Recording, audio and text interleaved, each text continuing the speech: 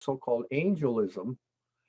But nevertheless, it has to be said that all of non-human nature, and that includes like my dog, you know, uh, is a mere object, a mere phenomenon, awaiting the intelligibility I bestow on it. And there's no integral, essential, substantial meaning in nature. And I just think it's too bad because he's got a lot of interesting things to say, but it leaves out it's only it's half-assed, to put it in the worst way. There's something, and Husserl too, you know, it's the neglect to have a, and of course Husserl doesn't have a metaphysics really. It's on the verge of being metaphysical, and he's tempted, I think, especially in some passages in Ideas and in volume 36 on transcendental idealism, and probably elsewhere. Well, the book on the Grenzfragen yeah. is full of his own kind of metaphysics and entelechy and so forth. But it's all thin, and yet Husserl looks relatively more attuned to phenomenology and metaphysics of nature than Lavelle does. So, hello. Hey, Sally. Hi, Sally. Hi, everybody. I hope I'm not late. No. Okay. We were just chatting beforehand. No problem. Yeah. So anyhow, what I was going to say that what struck me with why Conrad-Martius, I think because phenomenology of the Husserlian, but also Heideggerian, Merleau-Pontian, and of course we could say Henri, so forth, kinds, this brand, they in a way they haven't recovered from something happened with the last time, as the little I know about, the last time we had a robust philosophical, metaphysical, theological theory of nature was perhaps Spinoza. And I think with modernity, say, or with contemporary thought, postmodernity not in this recent sense, but after, say, the Enlightenment, we had kind of a transcendentalism, post-Kantian transcendentalism holding sway. Conrad-Martius really puts nature in the ascendancy, and she has a theory of spirit emerging out of nature, which is not reductionist. I mean, that's really a novelty. And yet she's got a very robust theory of nature. I mean, it competes with Husserl in terms of the importance of, but it's that she will attempt to have the conditions for intelligibility in terms of what, you know, say I and others would call the agency of manifestation in nature itself. That the category of light is not to be confined to the intellectual light, which is my leaning typically, but she's at pains to say materiality is full of light. It's full of an intelligibility, but it needs light in order for it to become light. Light must meet light in order for there to be light. And I write somewhere in there, it's notion that she seems to shortchange the kind of spiritual light insofar as she makes it sound like a blind person is without a world, without a luminous world. I talk about that somewhere in here, and it's just, hold on, I think that might be worth. Yeah, on page 87, the text at the top, and then the long footnote there. I think, but it's such a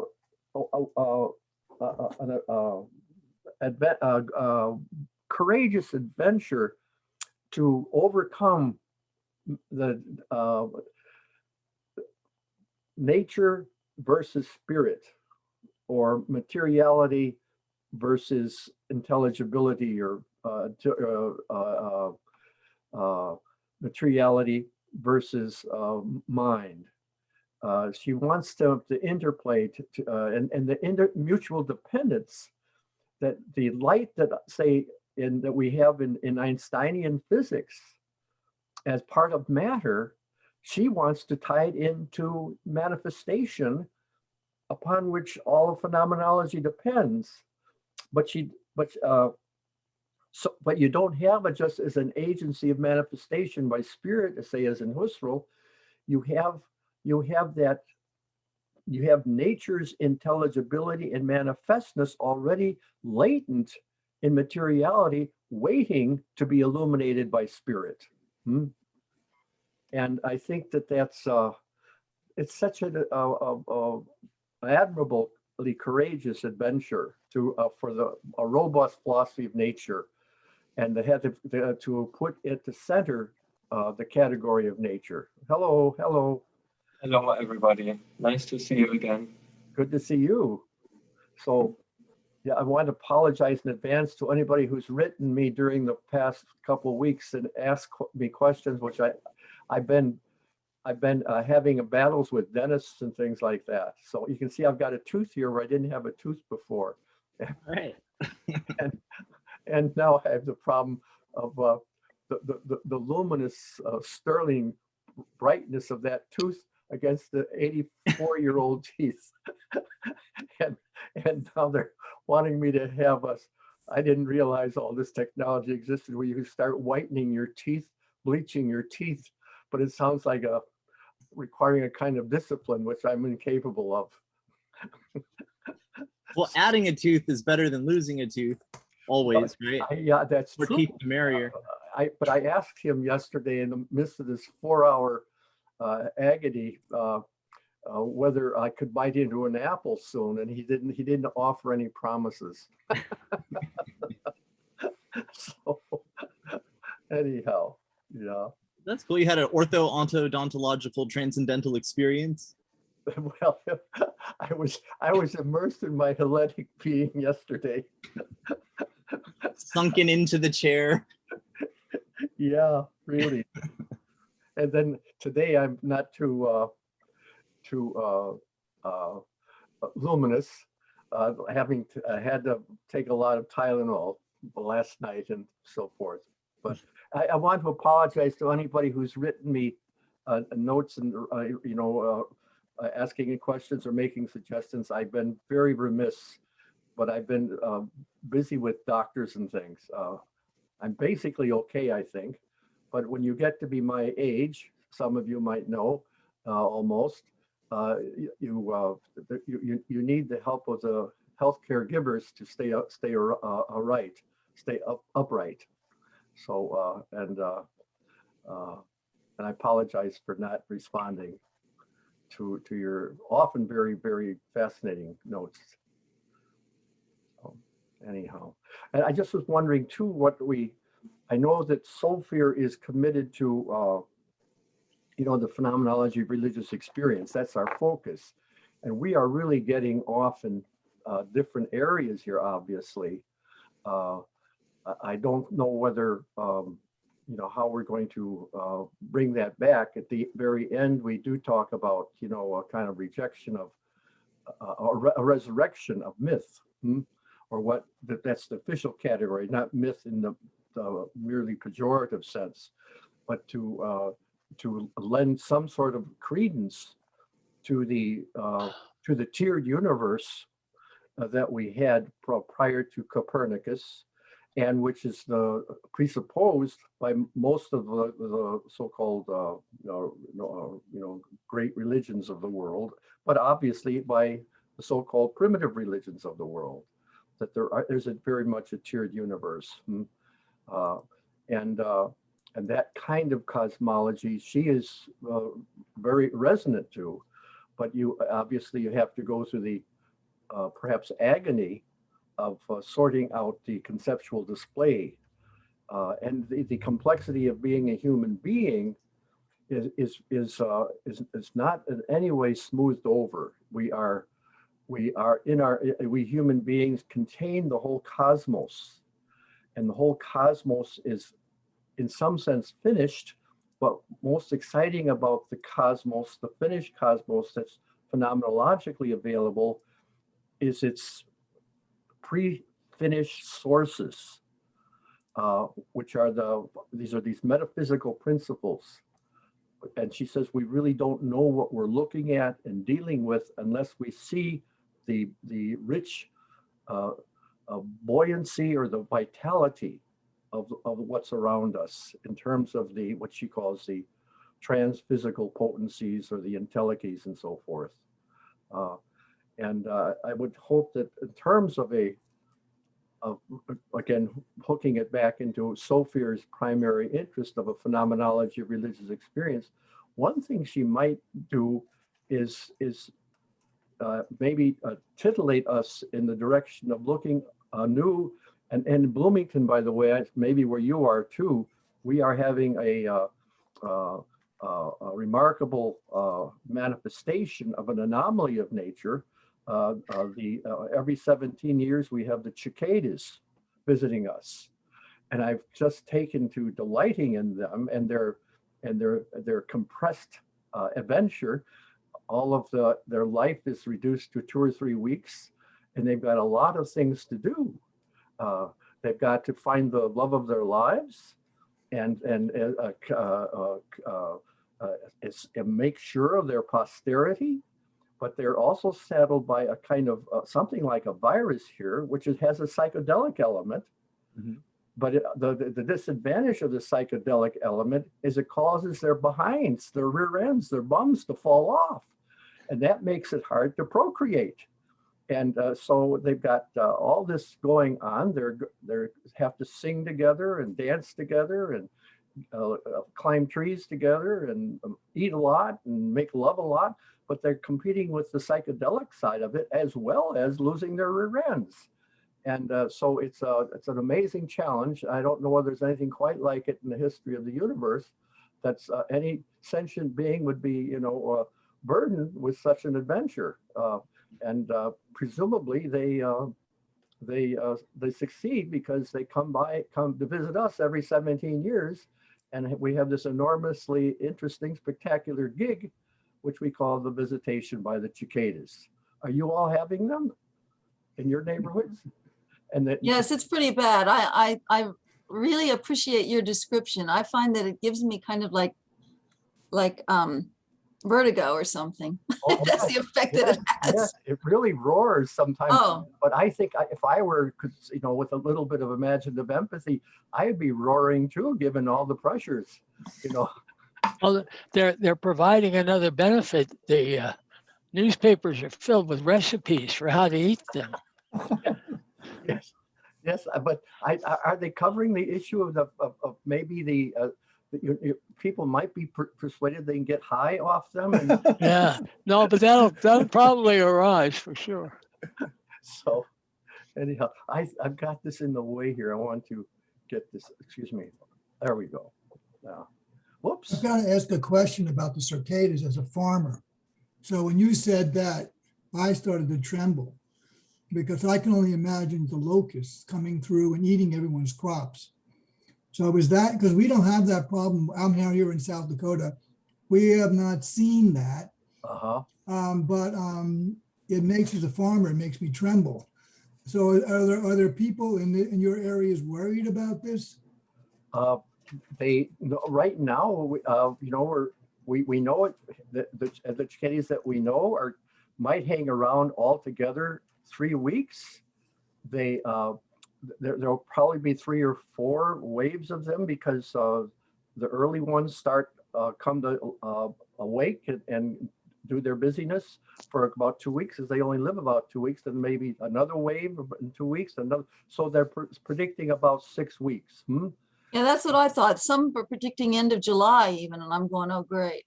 Wow, so it's extending longer. Yeah, well, with climate change, they might have all sorts of surprises in for us.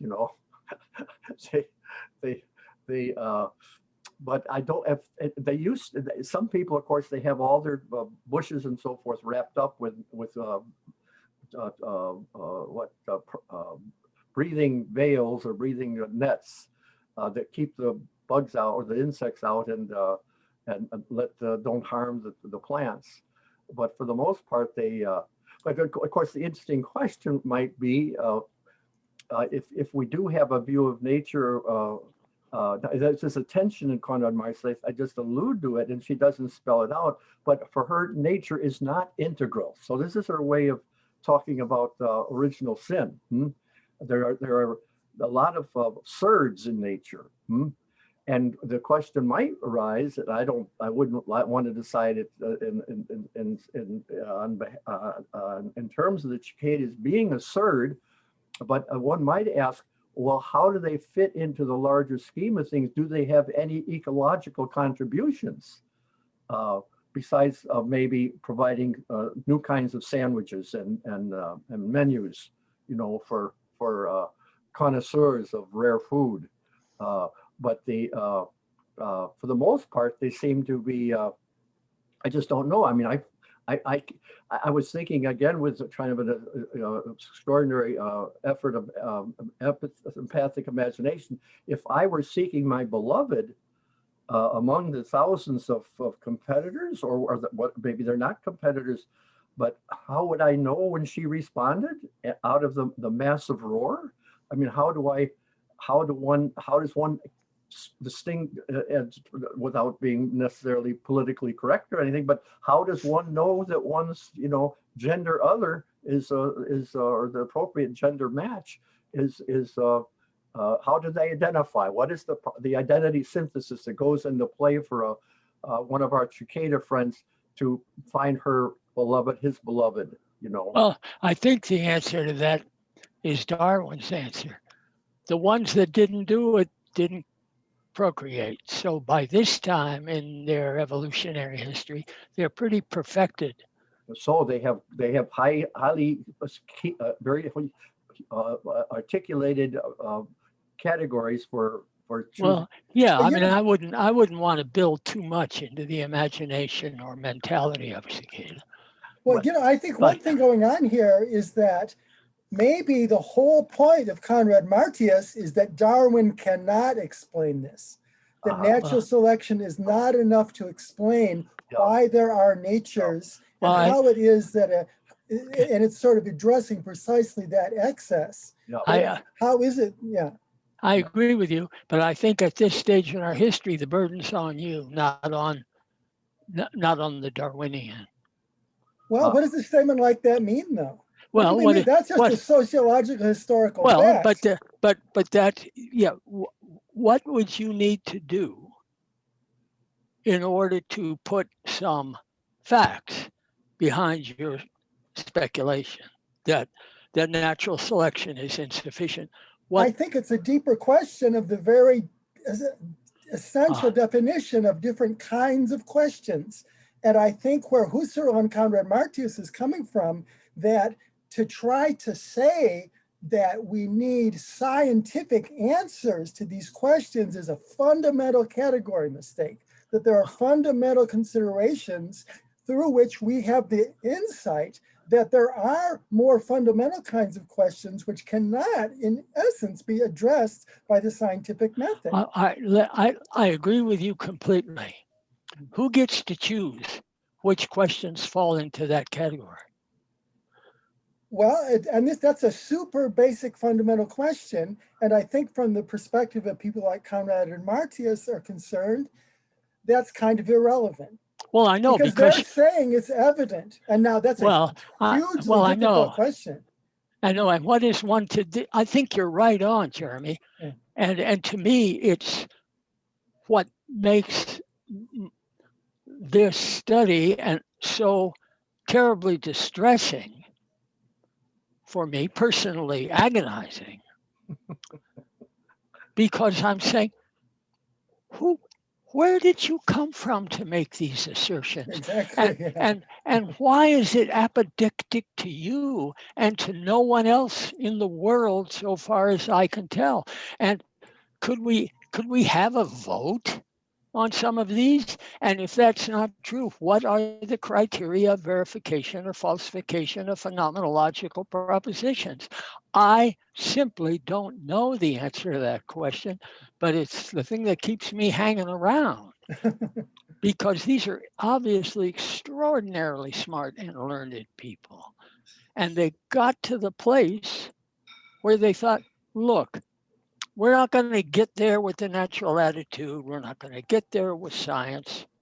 We're going to need to accept apodicticity or some kind of intuitive, transcendent nature of understanding. I get that. I've struggled with religion my entire adult life, and I'm just about as old as Jim. I may be older for all I know. And so now nobody's ever told me who makes the rules for deciding into which basket a particular question goes in.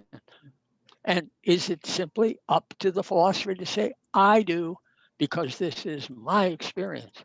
And so I'm asking Jeremy Smith, are you saying that about the life cycle of cicadas? Are you going to put your, are you really going to go all in and make a commitment to the argument that cicadas cannot be explained by natural selection?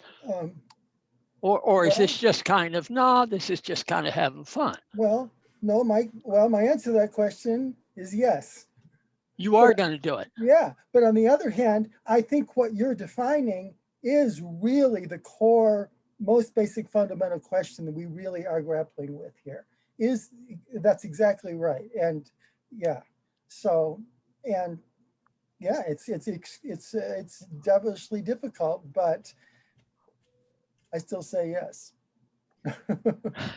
Since we're on this track, I didn't know where we were going to go, but I don't know if anyone saw the thing that I posted just before our meeting about Einstein and Conrad-Martius. Yeah, and I answered you, Bill. Even I did. Yeah, tried to read it. I didn't read it all, but I did try to read it. Okay, And, well, yeah. Real quick, before we start rolling, I started rolling. We're recording. Just letting you all know, I started that early on because Jim was shooting out light, so caught it. And just a couple matters of business. I'm trying to contact Olga. Not sure where she's at, so she might be joining us in a little while. Happy birthday to Jeremy, whose birthday was yesterday. Okay, thank you. And I also want to introduce us to Matt, who some of us met in Indiana, right? Maybe at the yeah, in Valparaiso. I was there.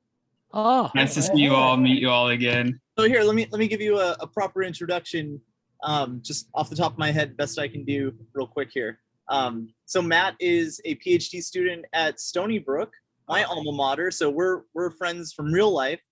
Matt's currently in Germany, studying over near Paderborn, as I understand, which is cool. So he'll probably swing by there at some point and see the Center for the History of Women Philosophers and Scientists, where they got a whole Conrad-Martius circle. So that's exciting. And Matt has been reading Jim's book for a while, I understand. So that's cool. And also, he recently wrote a book review of Claire Ortiz Hill's book, the translation of Husserl, General Theory of Logic. Is that the title? It's General Logic and the General Theory of Science. Yeah. Yeah. Yeah. So that's a good one. So Matt's in these good areas. I'm very excited. Thanks, Randy. Matt, were you the guy who did the paper on Nietzsche in Valparaiso? Yeah, I did a paper on Nietzsche. Exactly. I remember that. Yeah. Nice to see everyone. Thanks for having me. So also, I want to not interrupt. Like I like the flow of pure dialectic, that we're doing, and this is great. Like, I mean, just to pat ourselves on the back, like this, Jim, you got into this really awesome topic back in the early 70s there, and it's really cool that this is happening, of course, because, as you were getting at, Jim, this is the Society for the Phenomenology of Religious Experience. So spirituality, religion, these are the focus of the society. But of course, all of philosophy and phenomenology especially is a rigorous form of science as first philosophy. And it is the ultimate form of science, both in Husserl's formulation and across the board. Scientists, when they start getting more philosophical, what do? They start doing phenomenology and ultimately ontological phenomenology. So, I mean, there is all this science, and it's really cool that we're getting into, with Conrad-Martius, all of these fascinating like ties to quantum loop gravity and quantum gravity waves, and just really starting to fill out this transphysical dimension, these dimensions.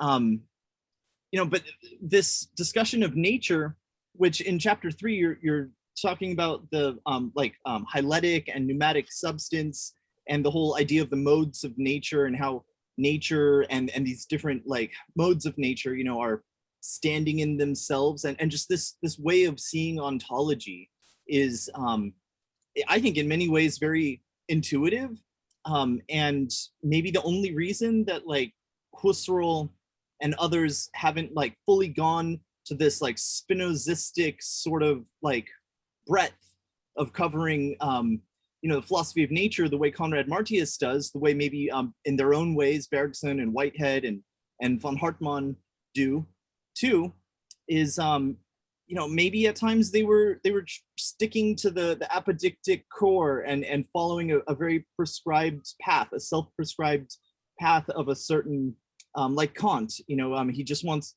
the most solid foundation, and he starts building like a kind of Tower of Babel schematic and doctrine of method, and then starts building the the transcendental aesthetic of just like the generalities of space and time, and and it serves as a framework, and Conrad-Martius has a certain kind of framework, that's not different from those frameworks that these other philosophers are discovering, and it's really coalescing into a truth across the board. We're all philosophers. We're invested in truth, and there is some stuff we can say about the biggest general framework, and then it's just every philosopher puts their personal stamp of how to fill it out, and if you look at it like kind of like from a perennial perspective, where Husserl, even the whole like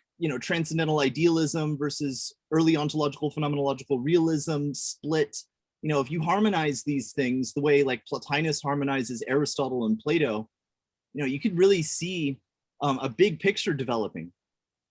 And so I have my opinions about that big picture, but I think that getting into that is maybe going to be even more apparent when we really get into these big categories of the aeonic and epiric dimension. But already in chapter 3, we're getting into these with the real ontology of space, and in its way, like the early sections of chapter 4, are getting into like how these entelechies and hyletic, trans-physical dimension is filling out.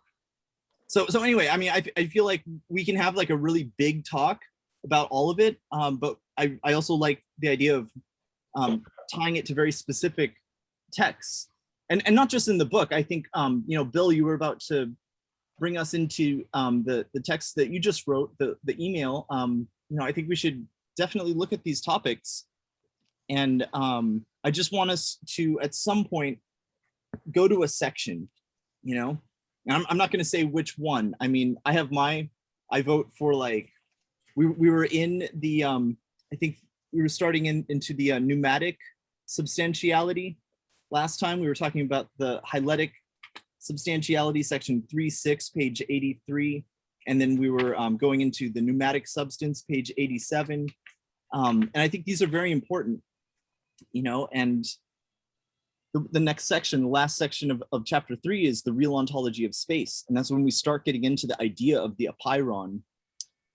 And that's really cool. So that's my favorite topic. It does tie into the whole like Einsteinian worldview and the whole like ontological interpretations of quantum and relativity, you know.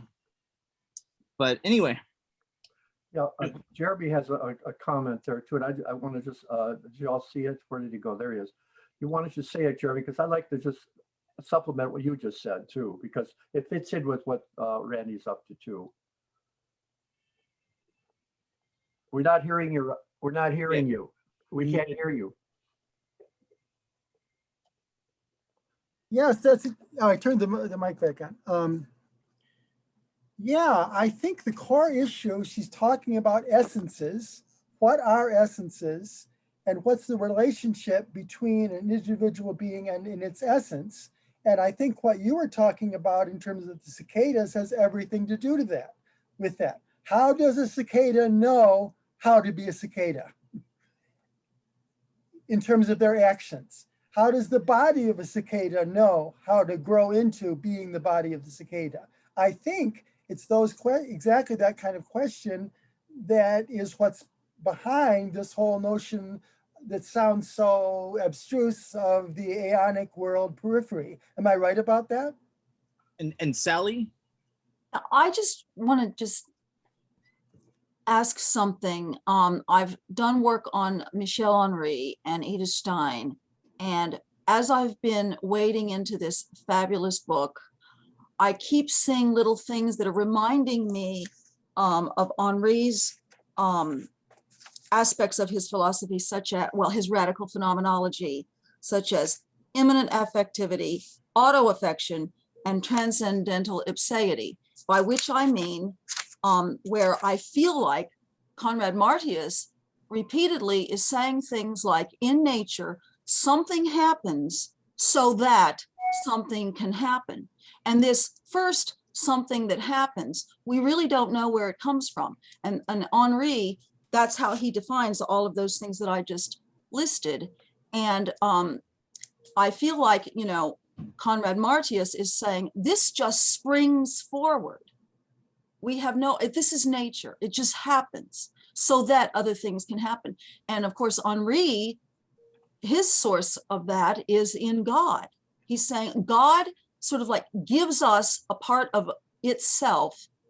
You know, God auto transcends itself. And so, I mean, am I just not making any sense here? I feel like, you know, both are talking about the same. And obviously Henri is writing well after Conrad-Martius wrote. And I feel like Henri was inspired or something by Conrad-Martius. Well, I've done a lot of work with Henri, and I totally see how there's a lot of resonances with him in like almost everything that Conrad-Martius talks about the pneumatic substance. Now, what I find frustrating in Henri is that he says one thing about intentionality in nature. He says that life, which is a word for, that's his basic concept of life, which is sort of identical with auto-affection, or he has a lot of, and I love Henri, don't get me wrong about this, but I think he's incredibly important in his bringing out that whole dimension of auto-affection, or what he calls life, or non-objective self-experience. And then including the theological dimensions of that somehow the life that we live, which is our very non-objective self-experience, somehow, and this is the fishy part, but the important part, somehow is the very life of God, or our living. But the difference between us and God is that he is that life and we receive that life. And then he also, but then what about the world? What about nature? And he says that life is the essence of intentionality, and life is the essence of the world on the one hand. But then he also says that something like, to the extent to which intentionality objectifies, it derealizes. So what I see in Henri is a real conflict between, on the one hand, I'm seeing in life as the foundation of everything, including intentionality in the world. But on the other hand, and in a way that I don't think fits in well, also saying that intentionality makes unreal. And he really does say that. I mean, and so I think, to me, as someone very interested in Henri, one thing I find especially hopeful and provocative about Conrad-Martius is that I think she fully appreciates essentially what Henri was going to say, but she also, I think, is dealing much more effectively with this whole question of the relationship between life and nature and life in the world. I don't know if she solves the issue, but that's how I see what I think you're getting into. Thank you. I appreciate that. Does that make sense? And so, yeah, okay, that's enough. So I want to follow up on some of the things people are saying. There are too many thoughts going around in my head, especially after what Sally said and what Jeremy said. But I want to get back to something closer to the text. And that was the kind of what I was trying to get at in my post about Einstein and special relativity.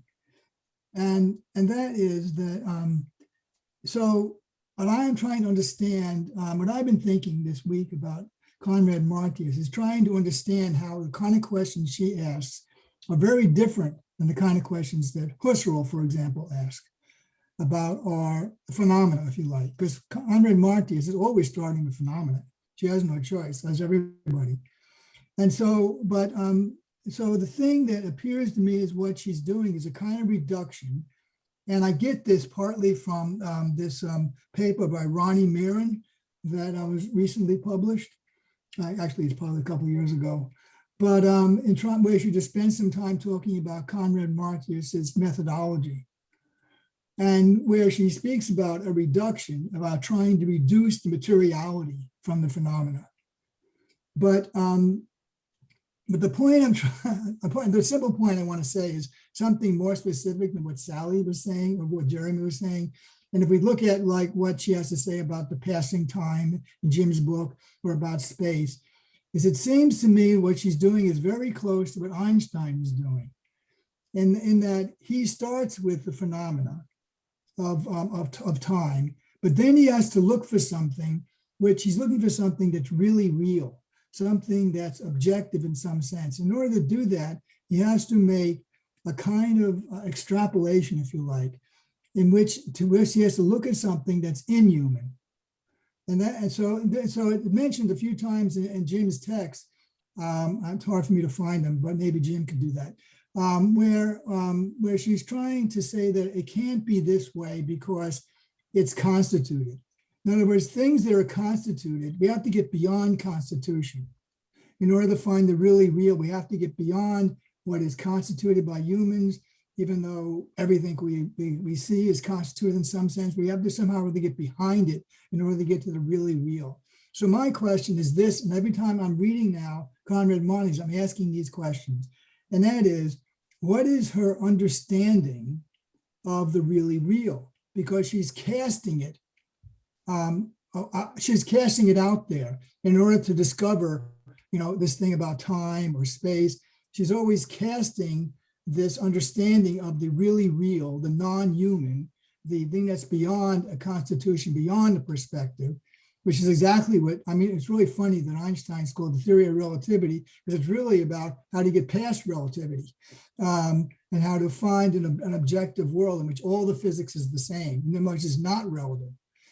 And so that's what it seems to me, that she has this notion, which is similar to Einstein's and probably similar to all of our understanding of objectivity, is that in some sense, it's the Copernican principle, that there's no preferred place, that it has to have, and this is where we imagine God or something sitting in some no preferred place. And so anyway, what I'm trying to asking for is something that she does not explicitly say, and that maybe Ronnie Mirren has something to say about this, is to what are the presumptions about this really real world that she must get past our human interface. If I understand, humans are something sort of like what Kant is doing, but how do we get past our subjective phenomenal world into the non-phenomenal world? And in order for her to do that, she has to be able to cast it into a place where she is assuming what she knows what it has to look like. Does any of this make any sense? Can I please piggyback onto that? Because what you just said, this is why I keep thinking of Gertrude Stein, because I just have it in my head. At one point, she says something like, because of time, we never completely possess ourselves, or we never completely own all of ourselves. We might own ourselves, maybe I'm not using the right word there, but in this particular second, but now that second is over, I don't own that was me before. So with this business of time, the passage of time, and the way she gets around that, from what I understand, is she said only God owns everything simultaneously, because God was, is, and will be. And so anyway, I hope that you see what I'm saying does comport with what you were suggesting. So, I'm really curious about Jim, if you can compare like how she understands God with this, which is sometimes like in pseudo-Dionysus called super essential. There's like this pleonastic spirit of describing God in a cataphatic way against the backdrop of that negative theology, because God's this ultimate reality, and to even say God doesn't work the same way as other words do. It's like Paul Ricoeur has a special word, a surplus metaphor, for things like this. So like the idea of the really real, I think that the way it functions for Conrad-Martius is that it does capture the reality of the usual sense of the familiar real, like this coffee cup is real here and I can kick a stone or whatever, right? It has that, but it also, in the sense of really real, there's an excess that's like an ultimate excess that's also at the same time maybe paradoxically the opposite, like not excess but also static and also instatic, the most instatic, like Husserl's Nullpunkt, which sometimes he's talking about the transcendental ego and sometimes he's talking about the now, sometimes he's talking about the life body, but there's this idea of like a center of a field, like a semantic field, a center of a center point of orientation. So these like two ways of talking about these things by like referring to like a twofold, both ecstatic out there in the periphery and instatic, sunken inness or self-groundedness. I know that's not exactly what she means by self-groundedness in each of the particular modes of the expression of being in nature or in spirit, but there's a kind of like ultimately in and ultimately out image, I think, that's being conjured here, but the really real is somehow balancing that or presenting that, both the like transcendentally real or the ideal reality and the real reality or the objective reality in the usual naive naturalist materialist sense. So I'm just curious, like how does she square this robust, true to the things themselves, like material, philosophy of nature that she has with her devotion to God or her understanding of God and the spiritual? Okay. If I'll just try and be quick. Let me just run through, and I think I won't remember all your names on this, but let me just go back to, I think it was, where did he go here? Oh yeah, Gordon's remarks early on. I don't think, well, let me just say this. I don't want us to lose the Cartesian Husserlian legacy in all this, personally. And that counts for zip basically, but that's my own inclination, because Kant was right at the beginning, when he said, the metaphysics or the reigning philosophies to some extent contradict one another. And the problem is, and we haven't settled on what arbitrates the different claims that they, in fact, do conflict, and what are going to be our criteria for the claims which we're going to settle on, and more fundamentally, the claims that we're going to base all other claims on. And that's the beginning of the Cartesian, post-Cartesian transcendental philosophy, that we come up with something, the cogito in this case, that it's apodictic, to use that word. You cannot deny it. In the very denying of it, you are demonstrating it. Aristotle had that as a first principle, and it's a lovely conversation between Descartes and Aristotle on what first principles are. For they were both inseparable from epistemic principles, and they also wanted them to lead into the first metaphysical principles. And so I think that is the legacy, that we would somehow have a transcendental metaphysics. In other words, we would not neglect the kind of themes that we're all interested in. And I think today it's especially acute, the theme of nature. We're facing perhaps the end of humanity and the end of this everything. And it's a reality. And all of us are, know that our minds are dependent in so many ways. Our spirits are dependent in so many ways on our embodiment. And so that, as we can't work out a philosophy that puts us in a position of ignoring what bodiliness and what spirit is with impunity. So this is certainly within the phenomenological moment. She has a unique contribution as a unique place, because she doesn't want us to forget nature. Nature in all the senses practically that we would could conjure up to talk about nature. Okay, now if one of the interesting moves that's already in her, and I don't even think Husserl appreciated this enough, but she changes the cogito ergo sum to the sum ergo cogito. There's already, and this is that we have in people like Rosmini, we have this in Lavelle, and we have this in Conrad-Martius, and we have this the whole modern Augustinian tradition that somehow she thinks Augustine was Cartesian on this, but I think that if the sum goes in advance of the cogito, and if in fact the sum goes in advance of everything, as she says, we are already committed to a metaphysics of being, and maybe even a metaphysics of participation, that because anything which manifests itself in some sense is,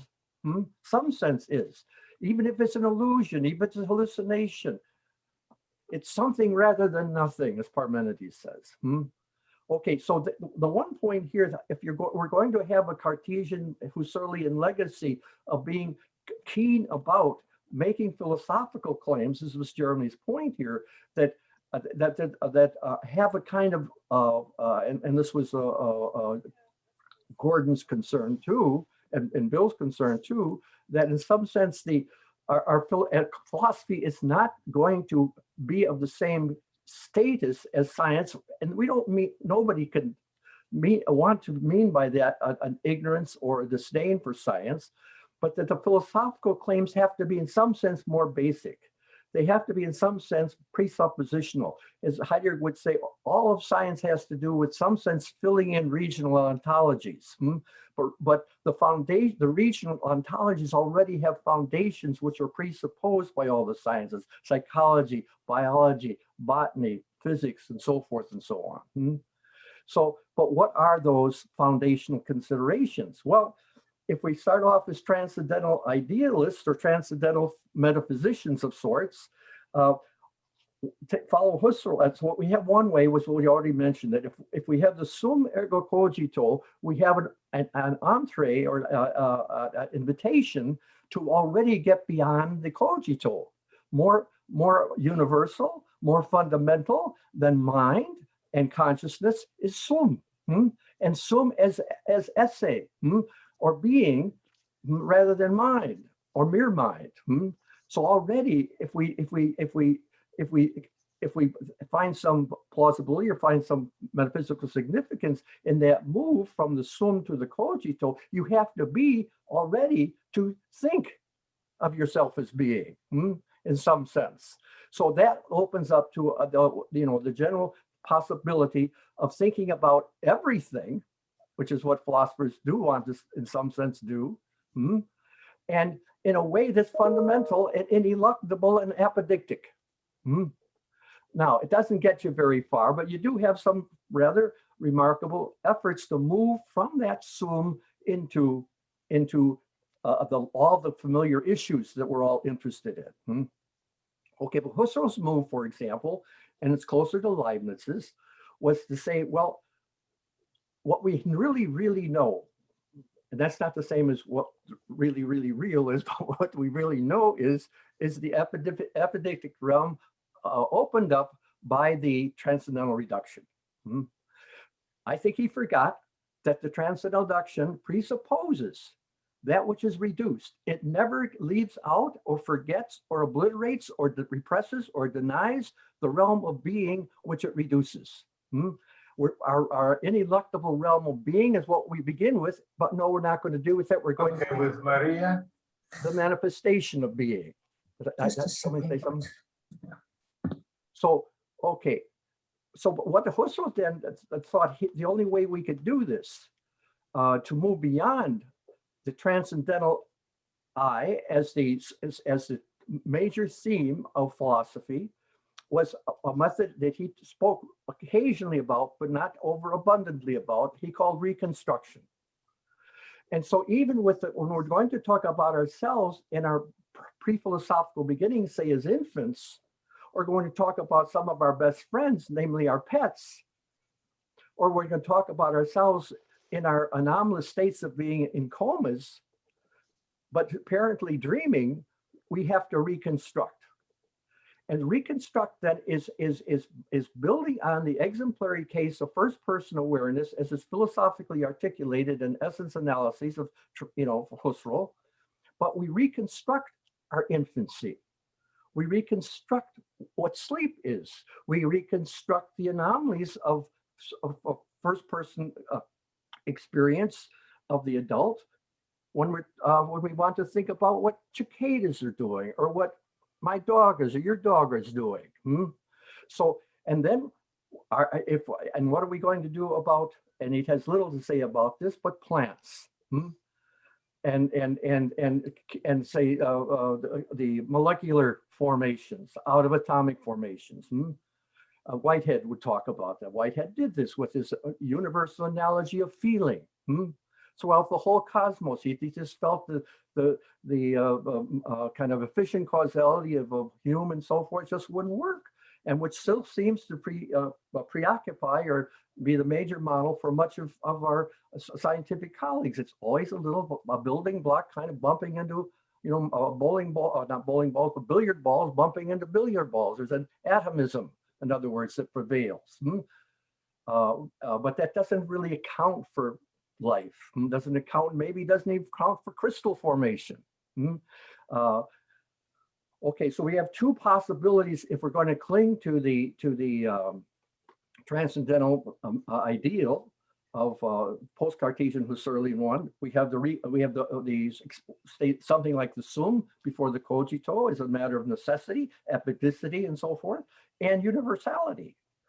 And then, one of the motivations, those are two of the chief ways, I think, out of the confinement, the solipsism of transcendental phenomenology. But what we've all put our finger on, and Sally was talking about this too, and Randy was talking about this too, was that what bothers us about science, and I wanted to call your attention, a friend gave me this, or I told Randy about it. I don't know if you can see that. Can you see that? This woman's a scientist. It's the God that could be real. Her name is Nancy Ellen Abrams. Spirituality, Science, and the Future of Our Planet. It's a lively book, And she is a non-philosopher, knows nothing about philosophy. She's a typically modern person for which philosophy has nothing real to say. The only one who has anything real to say about is about what's really and ultimately true, and which takes in the whole cosmos, are the cosmologists, the contemporary physicists, of which she is a member. She and her husband, and her husband apparently is novel. There's a good introduction here by Paul Davies, which raises the whole issue of emergence, which we were talking about with the problem of Einstein, of Darwin. But I think Conrad-Martius has ways of talking about emergence. And also Desmond Tutu, who gently writes a very gentle introduction. He basically says, I don't know what you're talking about in terms of its merit as as for me as a theologian, but I appreciate your struggle, and I think we all have to busy ourselves with these issues. That's what he says, and it was and he found it well written. So it's what you might expect from a bishop or archbishop. Okay, now the issue then we all face and scientists must face, especially those who are going to who follow the laudable inclination to be metaphysicians, is that they want to move beyond the phenomena or order phenomena for them. They haven't thought phenomenologically about what a phenomenon is. After all, in one sense, a neutron or a proton or a molecule even are not phenomena. Molecules, I guess, with a good microscope. But the way in which these other phenomena are phenomena by reason of an extension of an analogy from the world of perception. In any case, the world of perception is not apodictic. So, and that science typically begins with the world of perception as it is for us in the natural attitude. But just as the other side of the table is not given to us, the other side of the cube is not given to us, the inside of the thing is not given to us. So even when we open it up as surgically and all that, there are all sorts of hidden sides, hidden aspects, and we're also having to fill in with apperceptions, the other sides, or we have to cut in from the other side to see the other side, but there are always inner workings which are missing to us. And then there's the whole submolecular and subatomic realm, which is not given to us. And especially as Sally suggests, as it's caught up in time, there are always the moments that we want to study are those that just elapsed, and so forth and so on. So we're dealing with what Husserl calls essentially inadequate presentations. That doesn't mean they're reconstructed. But there's always possibility of doubt, always the possibility of error about the unseen inside sides. And so there's going to be a kind of uncertainty about the world of nature as we reconstruct it in the light of the categories of cosmology, which is never going to be provide us with the what do we call it? The holy grail of a truth that's a fundamentum unconcussum, as Descartes said, an unshakable foundation. We're going to have to, and this is what we clear this is what science does. It not only gives us empirical data, but the empirical data is always in terms of random probability, or at least a high level of probability. Obviously, if it's probability, it's not epidictic and exhaustible. And it's always going to be informed, become interesting by a level of a categorical scheme, which is always a form of speculation. Now, you say people get impatient and say, oh, now you're calling it speculation. Speculation doesn't have to mean at all, that you're just guessing or telling stories or something like that. In fact, it's the most important theories upon which the most important theories that reign today are speculations, in the sense of building upon inadequate evidence the best narrative that holds it all together. But that is not metaphysics. That's not the desideratum of philosophy, and that will be always the difference.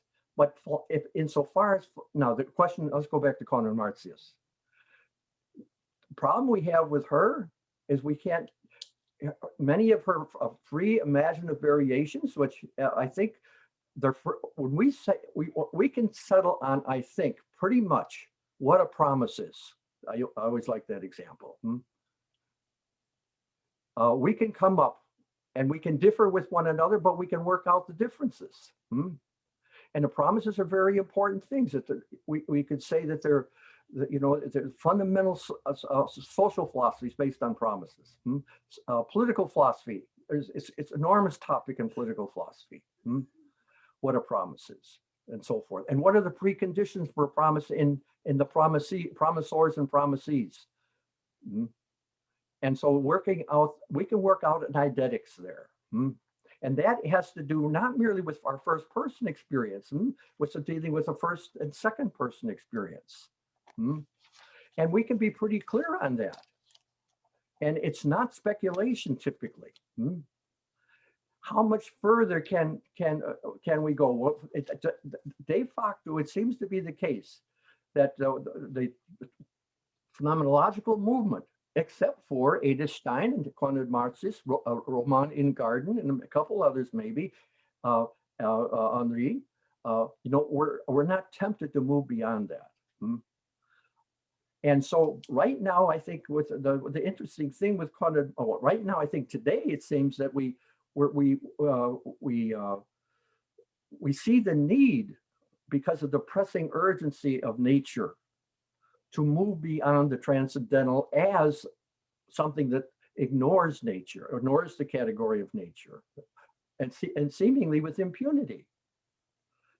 How many times have you been to a Husserl studies or Husserl circle or a SPEP meeting where there's been a conversation about nature? And I think that might be too bad.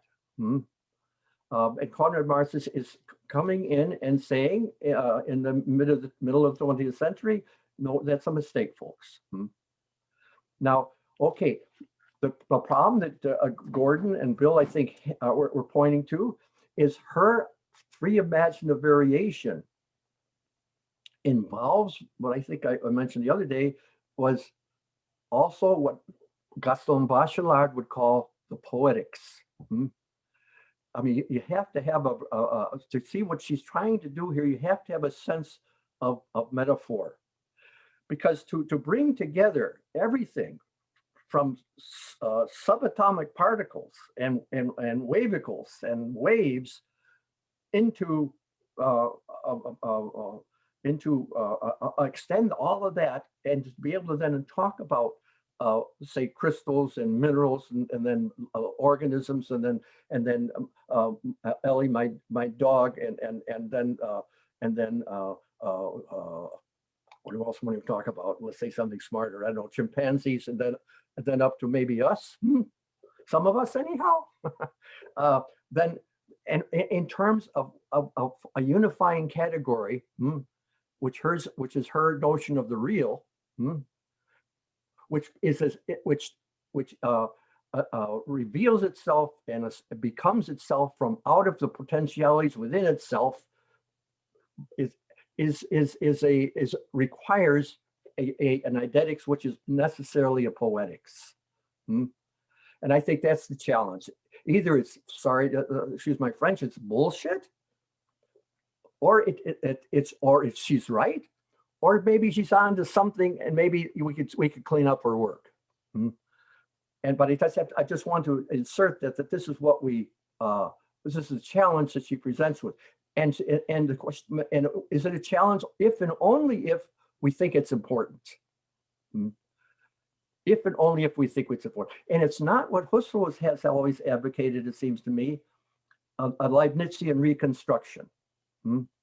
Because that it begs the question whether, I mean, it does justice. Of course, we could say, does she do justice? Maybe there's more merit in Husserl's reconstruction. And I think that's maybe one way to focus our question. Is there more merit in Husserl's proposal that we do a philosophy of nature on the basis of a reconstruction? Or do we find Conrad-Martius' proposal more significant, that we take her basic notion of the itselfness of things, with this very nuanced notion of the self here, as opening us up unto the consideration, which seems utterly mad to many people, of founding all of being in the transphysical impotency of the ionic world periphery. But that's what her claim is. And that's why she can say, no, we have to rethink the pre-Copernican times and to think of nature as having different dimensions, which make, and this is a point for the SoPheRE, that we can look again at say the myths that pervaded the New Testament and the Old Testament, and we can see something in them that's worth preserving, that there's something fundamentally metaphysically important in the tiered universe of antiquity, which modernity's reductionism and eliminativism and neutralization of everything, homogenization is the word I was looking for, is missing.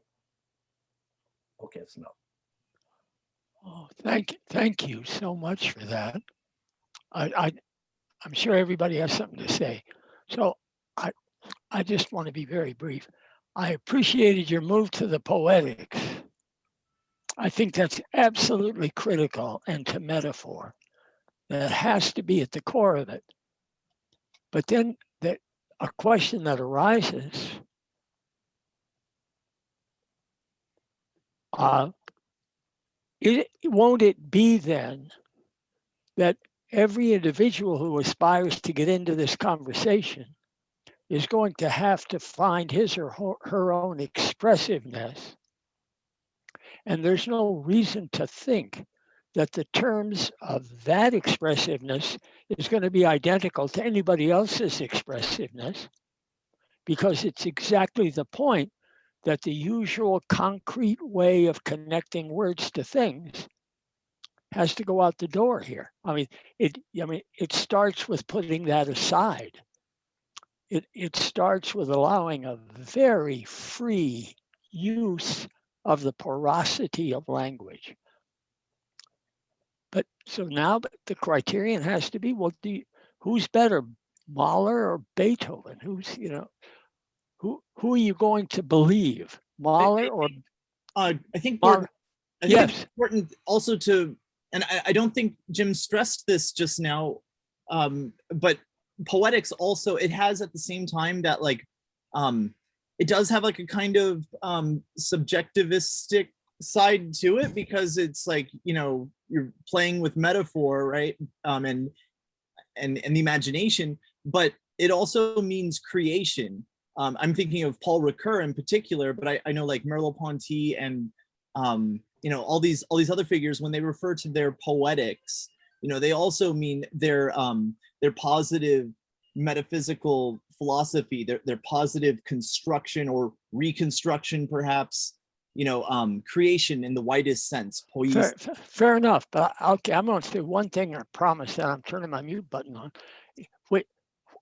which is sooner or later, rules, because people will disagree with each other, and sometimes they'll disagree very emotionally and intensely. And we have to have discussion about how to resolve disagreement. And the way do you resolve disagreement by just saying, well, jeder hat seinen Geschmack? Or do you resolve disagreement by saying, do you have data? Or do you resolve disagreement by saying, can you find text in the New Testament to support yourself? Or the Quran?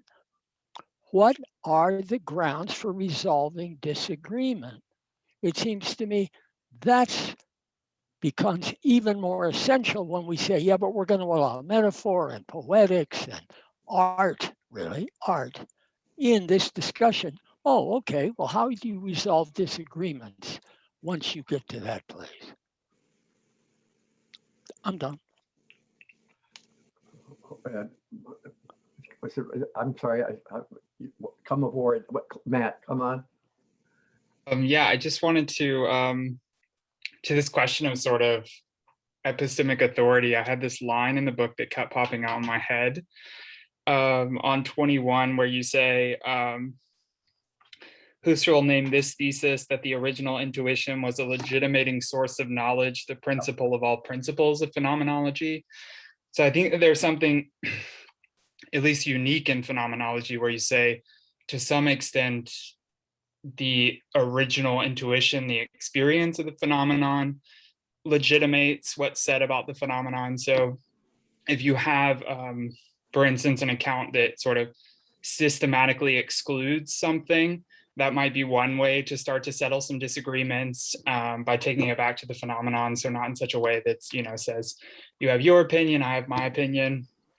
I think that maybe we still run into the problem that Jim was talking about the sort of essentially inadequate presentations of things, and trying to come up with something that ties in the sort of all of the various pieces of nature as a phenomenon.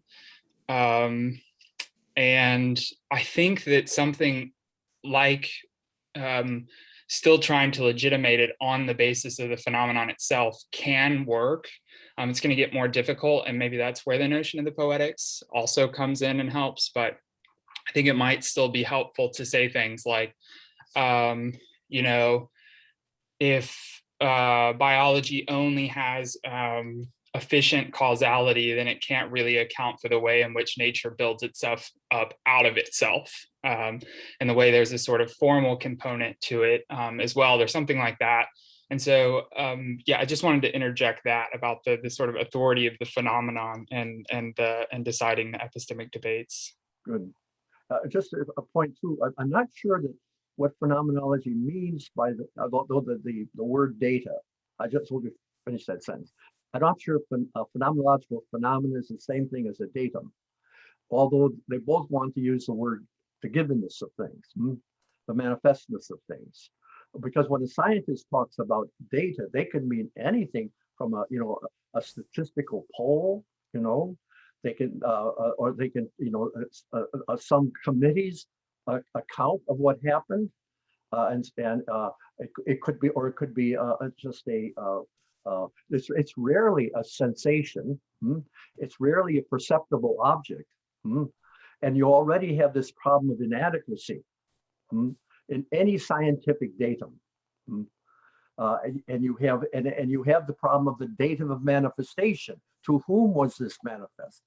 In America, of course, as we all know, has dividing narratives on any practical theme that comes into the newspapers, and that antecedent narrative determines what is the data to begin with, and certainly what the data mean. And that can be unpacked. We can show that to be the case.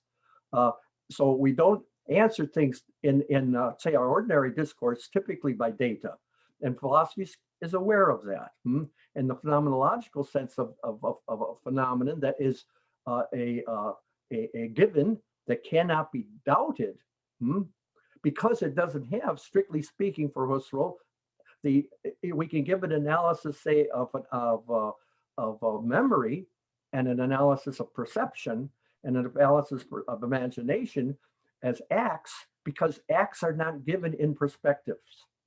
There aren't hidden other sides, except the temporal, and that's problematic. The sense in which an act is itself a temporal phenomenon, which I don't think is adequately addressed with inner time consciousness. But that's another topic.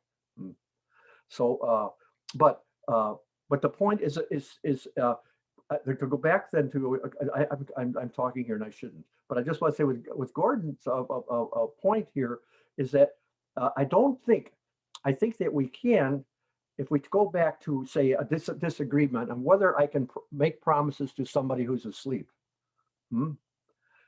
If we could, that could be a beginning of a discussion. Or could it would be a valid promise if I made it in my dream?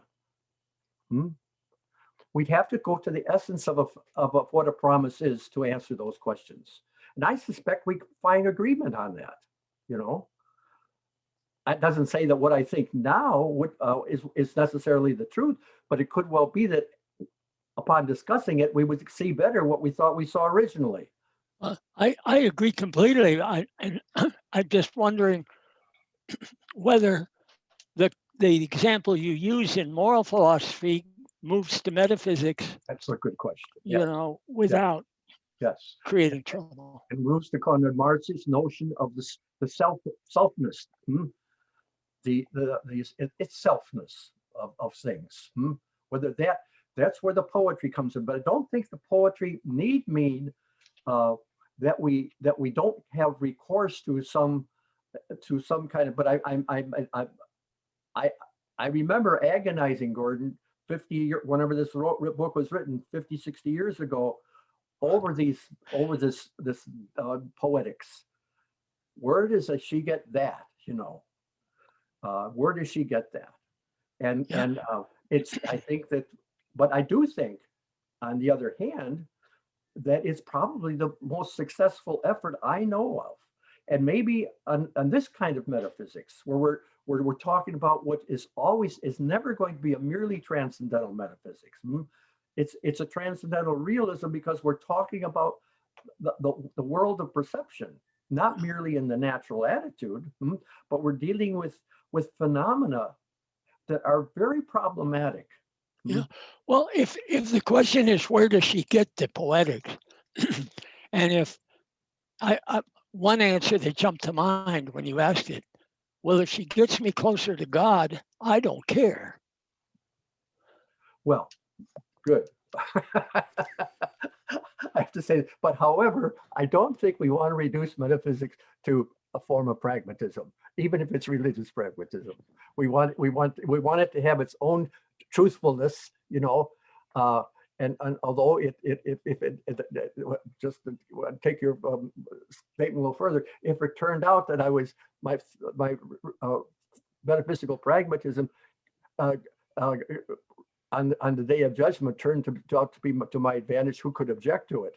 However, for the sake of an argument today, we're not in that position. That's a form of speculation that's almost irrelevant, except as an ingredient in our thought of experiment. I'm going to have to excuse myself for about 3 minutes. I'm having a senior moment. I'll be right back.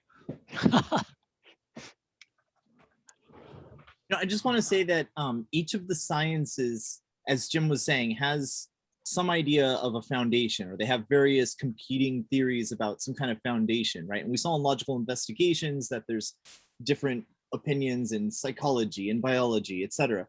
And it doesn't always get voiced by those scientists or by philosophers who talk about those sciences that foundation is the foundation. When it does, that's the dogmatism of some kind of positivism, right? And logical investigations is all about that.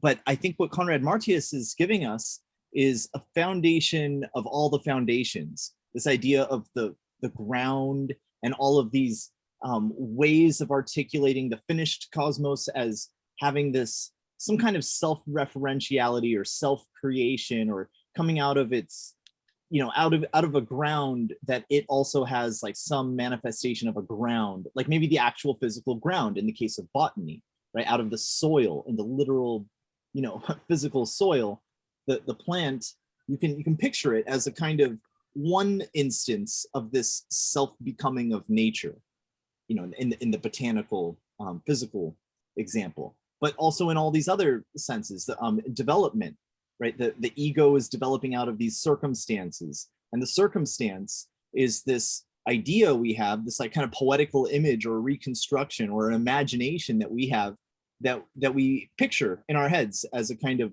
circumstance where there's a ground and a like a premise and a ground. There's so many different ways of expressing this relation between a ground and the thing which is grounded growing out of it, like a plant. And just to point to a section in the book here where this really struck me, on page 132 in chapter 4. And I want to also say that, I think we should get more tight about what we're going to cover. I'll do that, okay, when we send out the next invite to the meeting in 2 weeks. We should talk about that, by the way, what we'll cover. But on page 132 in chapter 4, there's this word ground that's highlighted at the end of, about in the middle of the page, at the end of the paragraph there. Why don't I screen share it? Right, so let me go to 132.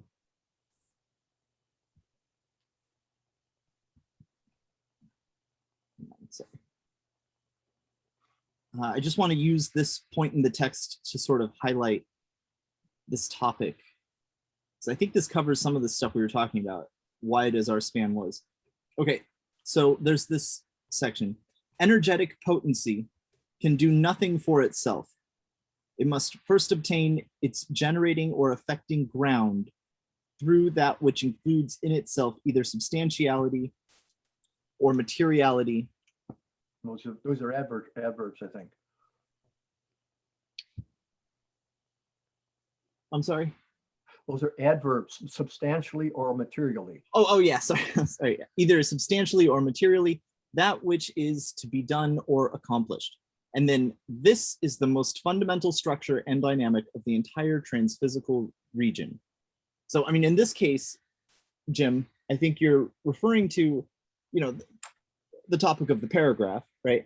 But I just felt like the word ground here, both in this tight discussion of this broad concept of intellectual potency and its relation to, you know, to all these different ways of articulating what's happening with this intellectual potency. I just feel like the idea of ground here is very powerful. Actually, that's what it was. It's energy and power that we're talking about. But I just feel like what Conrad-Martius is contributing, and the reason she is such a powerful figure in the sense that's being described in this section, you know, she's covering all the ground because she's getting to the ground of the ground. You know, there's this ultimate far-reaching range of her thinking. She reaches into this transphysical realm to show how the finished cosmos is something we can set apart, you know, and analyze. And that's actually why I was asking you earlier about her idea of God. Yeah, I forgot about that. No.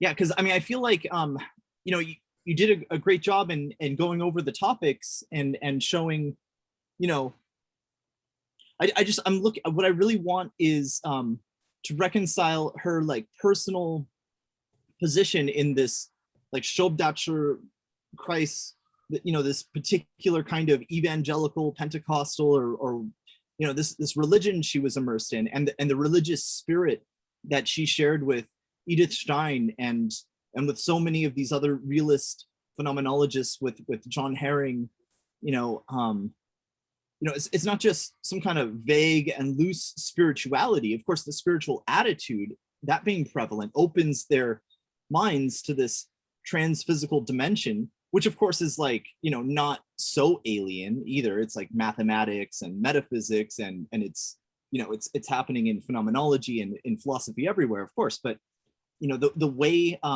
the spirituality of these philosophers, and especially of her, who's kind of like the big sister, or literally the godmother of Edith Stein, kind of the godmother, a representative of this spiritual, rigorous science.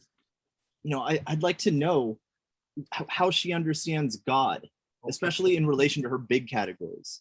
Let me try to say that briefly. That's a terrific, a very important question, I think, for all of us here, that, and certainly SoPheRE's interests. I find it, just to begin this one, I find it interesting that whereas Edith Stein translated from the Latin to the German Aquinas's De Veritate, on truth. Conrad-Martius translated, as far as I know, I don't know if the text exists anywhere, but she translated De Potentia, Aquinas's huge disputed question on potentiality. And to get to Randy's question here, she, if I may say so, she's more Protestant in one sense only, and being shy of bringing in any philosophy to come up with something like a Christian philosophy. But her reasons are theological.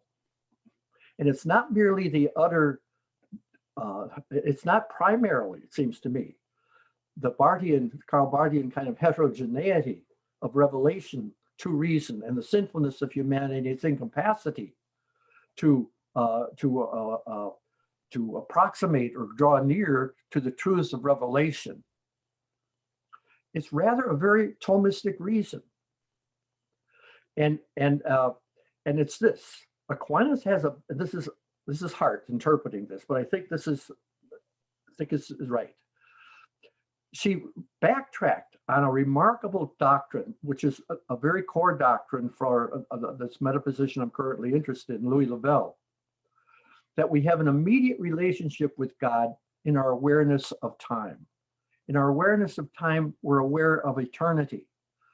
And insofar as we're aware of what she later is to call the Existenzquanta, the ontological quanta that nuclear physics or post-Einsteinian physics talks about, we are aware of God. That's in the early time essay. She doesn't quite put it that way.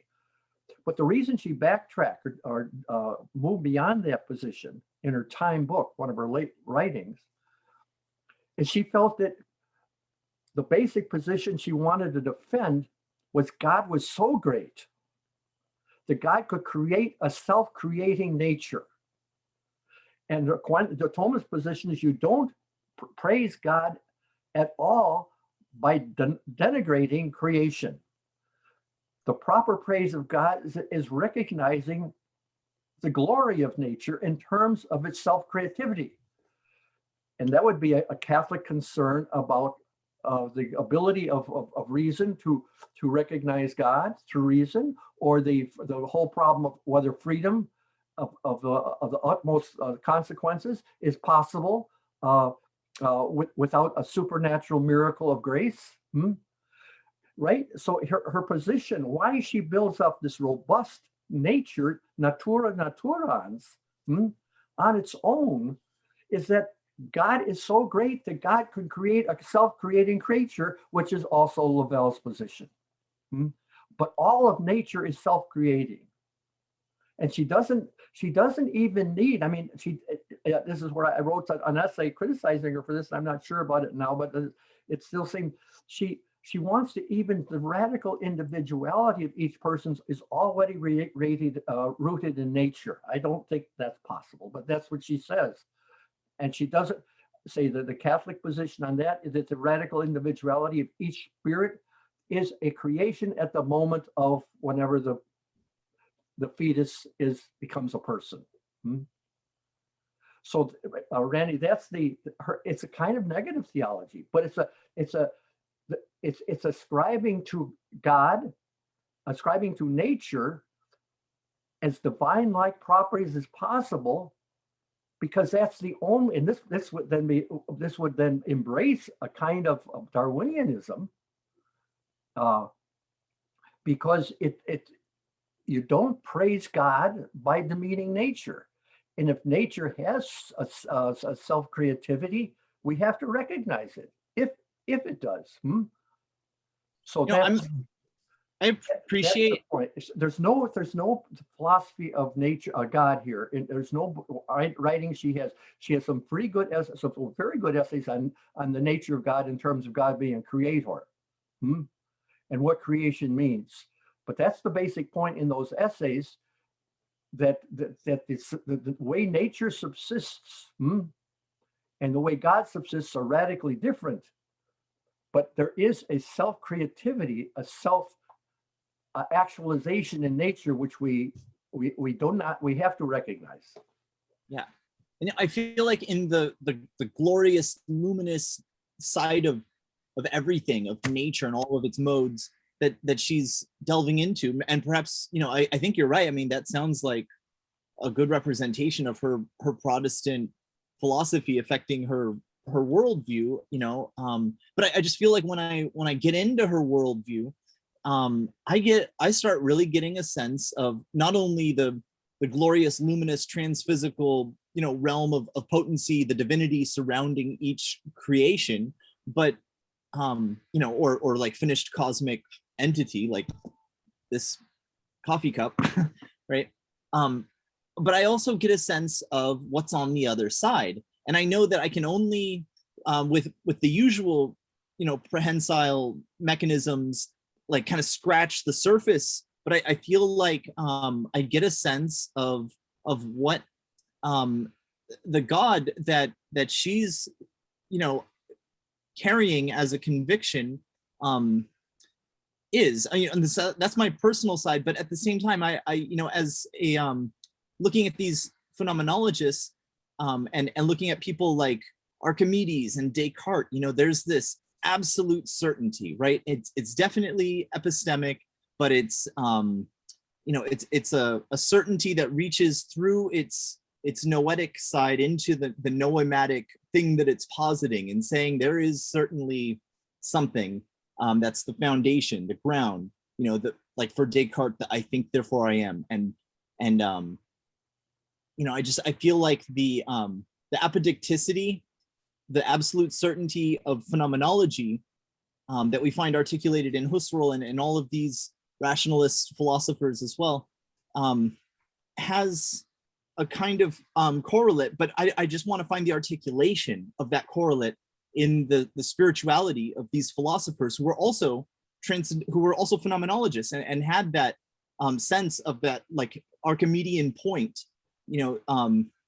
of the Cartesian cogito. I mean, the apodicticity of the cogito for Husserl is such a powerful conviction. There's a kind of conversion that happens with there. And in the basic problems of phenomenology in the introduction, Jim, you describe this as, a second naivete, and entering this transcendental attitude is really like a kind of conversion. And this like almost religious way of looking at it, or even perhaps more religious than most people's idea of religion, this powerful spiritual way of looking at what phenomenology is up to in its program of apodicticity in the foundation of things. I feel like there has to be a spiritual analog for these people who have their conversions, like Edith Stein's famous conversion at Conrad-Martius's house, or the conviction that we don't have like as cool a legendary story of, but Conrad-Martius's own conviction of the divine. All these believers of all history, all believers have this conviction, and it can be compared to the apodicticity of the Cartesian moment. So what does that tell us about God coming out of the philosophy of Conrad-Martius, even if she didn't want to articulate it because of a Protestant principle, operating throughout, where you focus on the glorious, the luminous dimension of all of nature. Like maybe she was looking at the products, the creatures and the creation, but she's like so close to God. I mean, I feel like she's a great mystic. If Stein's a saint, David and Gerhard Walter's a mystic. No. Well, let's come back to that. But David, you wanted to come in. Oh no, I'm sorry if I give him. I mean, yeah, I don't have anything at the moment. Sorry if I give that impression. Sorry. Yeah. No. Well, I think I do. Can I say something while we're on this? First, I want to point to the very end of Jim's book. I read the very last. It's an excerpt from a translated part of Conrad-Martius's some text. It's not the whole thing. It's just part of it, and that actually talks about her notions about God versus created beings, things like that. But the thing I want to get back to what Randy brought up, which is that passage that he read on page 132. Yep. And I want to ask a question about it because it's a question that may be on a lot of our minds. So this is an example of the kind of, I don't want to say problem, but a difficulty I have in interpreting what Conrad-Martius is about. So when I read this sentence, and not having read anything that preceded it to any great extent, I have the question is whether she is speaking here of some sort of logical ground or some sort of ontological ground, if I can draw a distinction between the two. She's established these certain concepts, energetic potency and things like that. And so when she's speaking about these grounds, is it something that like, is it kind of a logical connection that has to be grounded in these notions?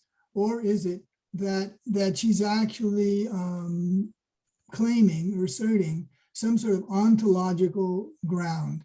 I mean, I almost want to get this picture of the vacuum fluctuations of quantum mechanics or something, or even Heidegger's physics, the emergence of the world.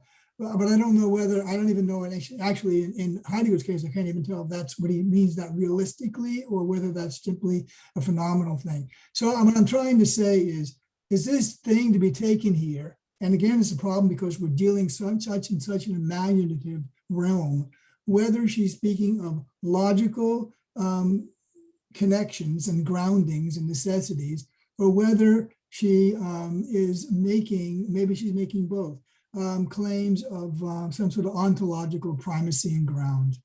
Good. Well, anybody else want to try and answer that? I have something to say about that. I will jump in then. The ground here, when we see an acorn or a fetus,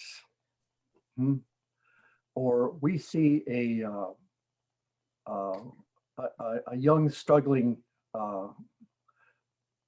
child learning piano, for those who have eyes to see, that's say someone who knows what an acorn is, and what a fetus is, or what a musician is, you can see, it scare quotes, potentiality. You can see the not yet, but the not yet, both as a kind of a telos, as a terminus, but as also grounded there. It's there in the possibility, but it's not a mere conceptual possibility. It's not a logical matter. You see that within that object, person, acorn, whatever, you see a not yet, not in the sense of a temporal, merely temporal not yet, but you see it in terms of a potentia, as a power, a capability, awaiting actualization, which will take time. She has written beautifully, and maybe that's maybe what we should do if we do nothing else. She's got some essay. I don't think that's translated though, but her article on potentiality, she's about 5 different meanings of potentia. But that's not important.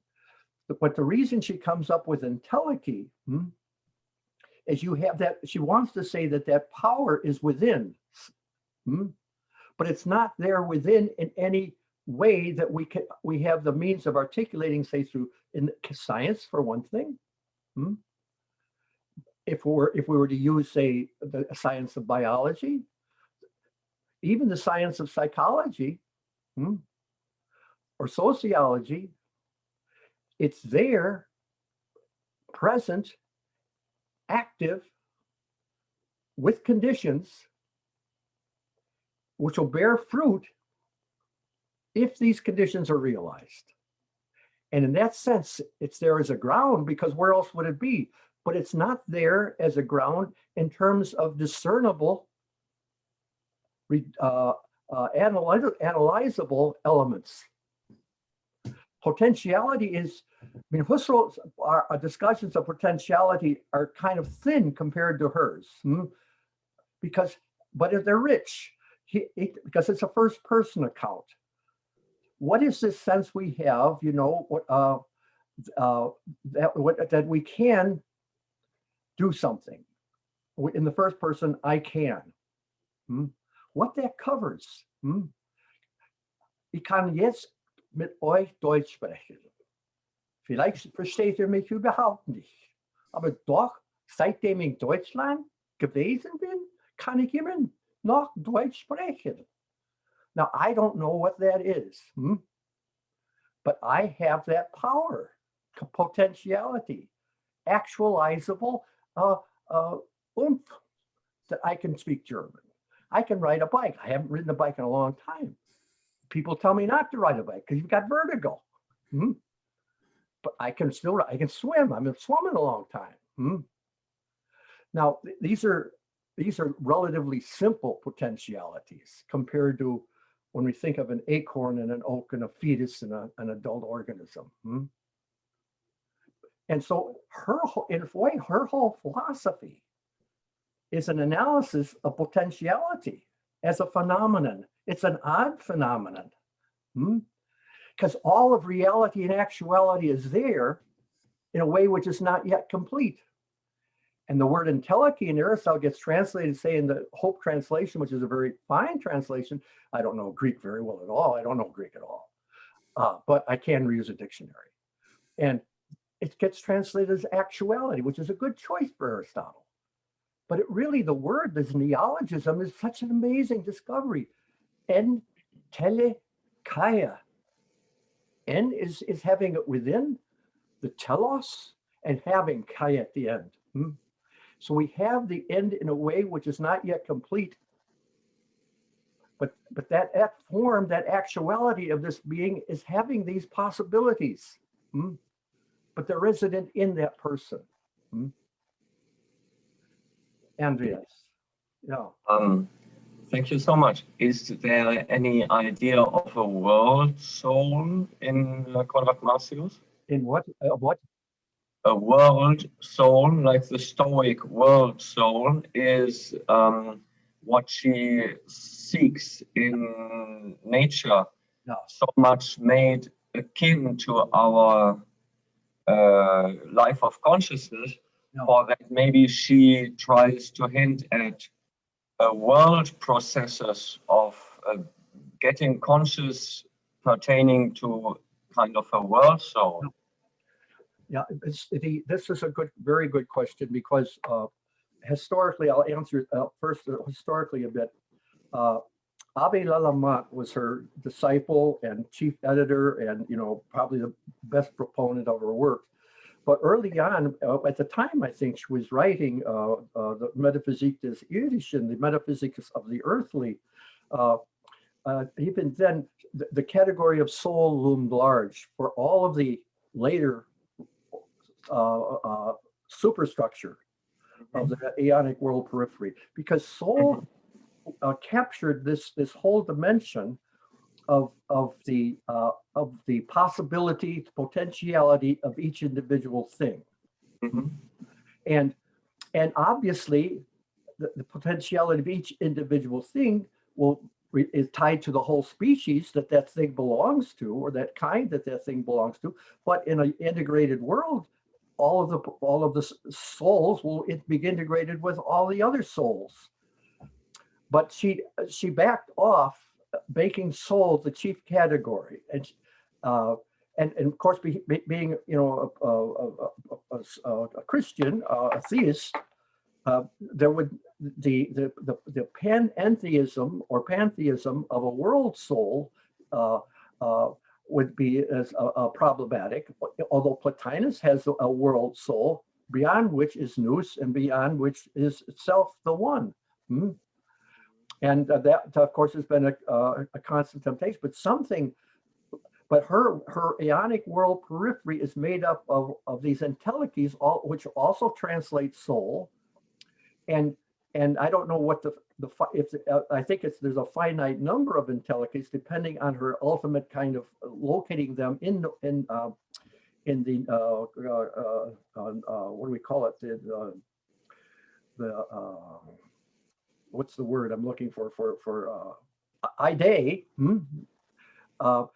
If the idea could be finite, then the number of entelechies would be finite.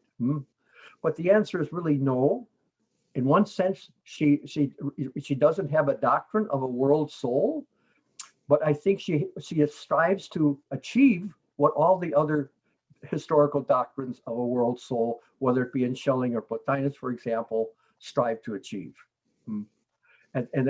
Because those, even though the entelechyia are multiple and different from one another, they still fit one another. You know, there's still an integration. But behind behind it all, to get to Randy's point before, behind it all, there's a divine mind. In some sense, the entelechyia are all God's creations of a architect, of a realm of architects or poets, which are not spirits, which are self-creating of themselves. And that's what the entelechyia are.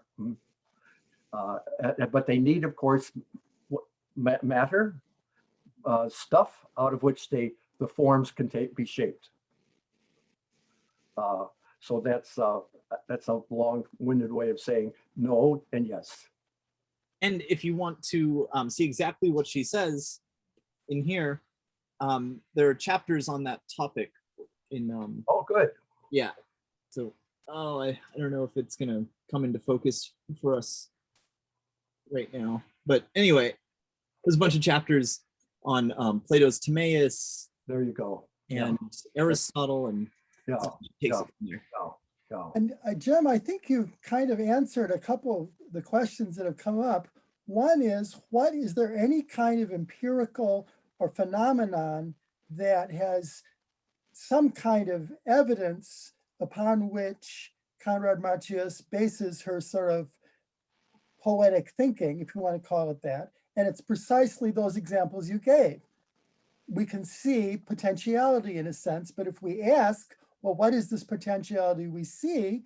It's not anything you can really point to. And then we can also see that it's connected to kinds. We don't just recognize this being has a potential, but we recognize this being an acorn or a tree or a person that has a potential as that kind of being.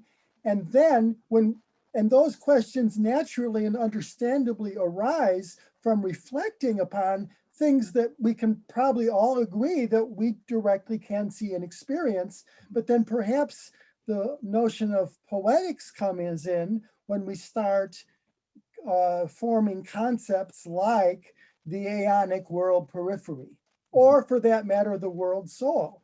And so there could be a discussion or an argument about, well, which is a better way to understand this reality of potentiality and of real kinds in the world soul or the aeonic world. So, I mean, I think maybe that's at least part of an answer to some real questions that are coming up of where does this all come from and what basis is there to favor one speculative construct over another.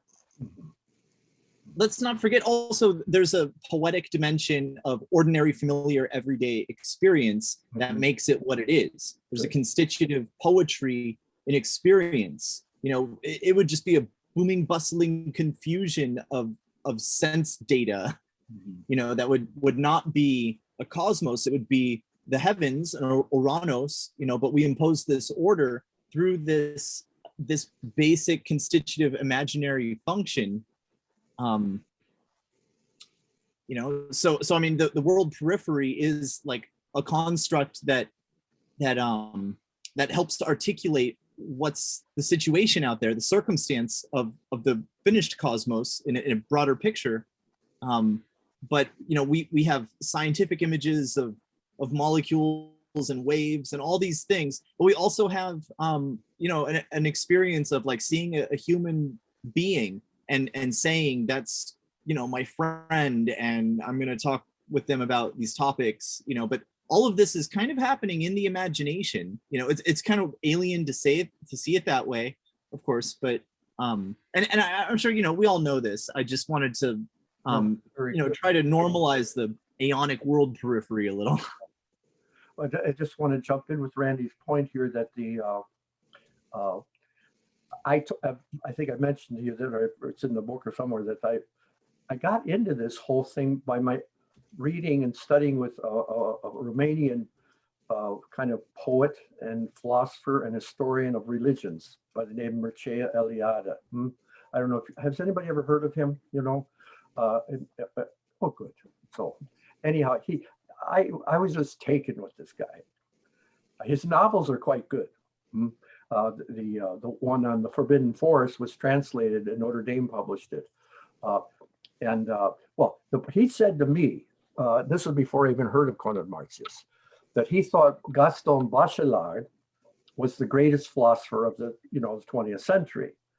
Bachelard spoke of he has a book on the poetics of space, and he's got he's got his reverie as a theme that like the great Marxist philosopher Ernst Bloch, as the utopian function. And Husserl himself says for the eidetics for doing eidetic phenomenology, the chief organ is the imagination. Go to the example. How do I wouldn't raise the question if whether promising could be made, to a sleeping person unless I imagine that situation. I can't imagine, I can't talk about whether promising could be made to someone else when I was dreaming of making a promising. These are all variations in the eidetics that are made possible by imagination. But there's a deeper point that Bachelard and Conrad-Martius and Hans Andre is another one of her colleagues that makes that point, is that, and that comes up with the theme we're going to talk about with the natural kind of cosmology of axiology. I think Kant had the expression of upright posture, didn't he? Or bent wood, and others had the expression of upright posture. But the point here is that Randy is making too, that there's why is it, how is it, and I'm not sure this is true of all languages, but it seems to me pretty much true of the European languages that I'm familiar with. There's a kind of valence of the up being the language, the higher, the nobler, the excellent is the language for value. And then there's the base, the lowly, and associated with lizards, poor lizards, and cicadas or maybe. But in any case, we have this poetry that runs through our language, but it also is in, the Simone Weil, the Schwerkraft der Gnade, the gravity of grace, but it's also anti-gravity. It's what's his name, Jeremy? Milan Kundeра's book, the light, what is it? Eternal lightness of being. Is that it? Unfathomable. The unbearable lightness of being. Mm-hmm. And we know what that, even without reading his great novels, we know what he's getting at there. There's a giddiness that can over certain situations, and you feel like you're not bound by anything. And I've tried to show this with the Lucifer picture, and the whole problem of nuclear weaponry and so forth. That there's something about when you're mad as a hatter and angry, that you're not bound by anything, and you're an anti-God, that nothing stands in your way. And that's what a nation that keeps nuclear weapons ready to go. There's nothing in the way of us destroying humanity. And that's how tough we are. And that's how angry we are potentially. And so there is this poetry that we've been deprived of, insofar as we bought into the view that nature is only knowable through what science says. And this was Schelling's objection in the 19th century, but a whole tradition of Wordsworth and so forth carried this on. So we do have in the natural attitude, and our being wakeful, loving, sensitive humans, a kind of knowledge of nature that isn't utterly, and Conrad-Martius went further. There is a sense in which the absolute up has some meaning, and the absolute below has some meaning, and that the axiology is not that we associate implicitly with nature is not nonsense. Now that's a wild claim, but that's this goes back to, I think, the Gordon's issue of what controls the eidetics here when they slip into poetics. Well, there are all sorts of levels. That's the richness and complexity of his question, this very important question. But those of us who be able to move beyond the stage of bullshit, we think there's something there. At least there's an arguable position. And this almost equivocal notion of selfness, that's the thorn.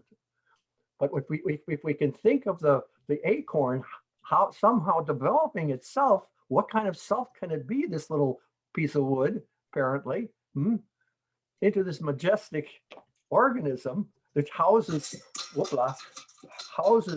all sorts of creatures and living things and so forth.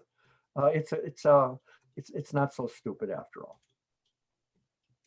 Can I say I used to be like really into Paul Ricoeur. I mean, I still am. It's just that was like my main thing, and then I kind of grew into Merleau-Ponty, and this is in my whole continental philosophy formative years before I like struck Conrad-Martius and got into phenomenology and stuff like that. But there's this theme of philosophical anthropology, especially in the early works of Paul Ricoeur, fallible man and symbolism of evil, and the voluntary and the involuntary.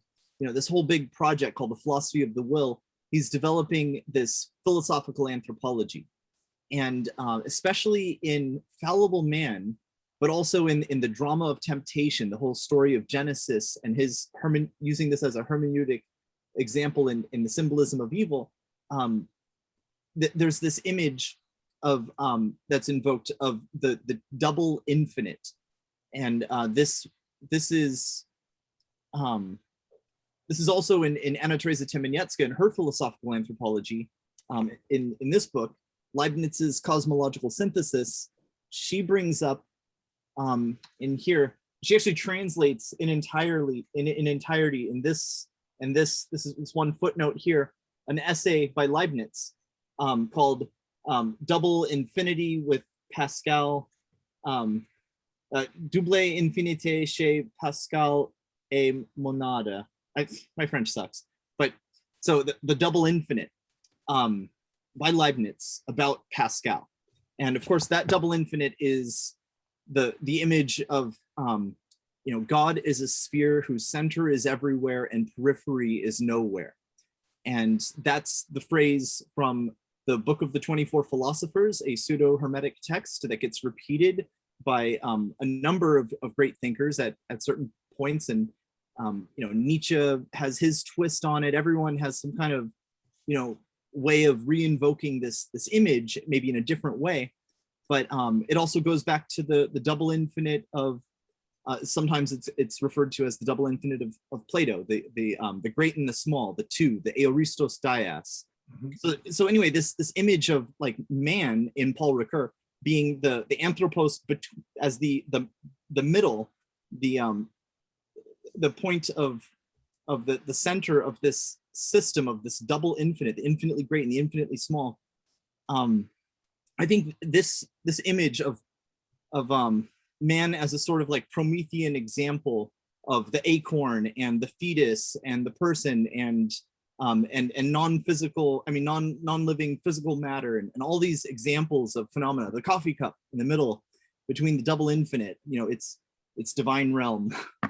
I feel like this is so relevant, and I always have it in my head, and I'm like, I want to be a little bit shy about it because I don't want to just impose my infinite sphere paradigm all the time, but so much of what she does brings up this image of an infinitely up, or or a cosmic center, or what's it called, like a absolute space center, in the pages that we were referring to, like page 132 and 133. It's invoked again, but it'll be really thematic in the later chapters.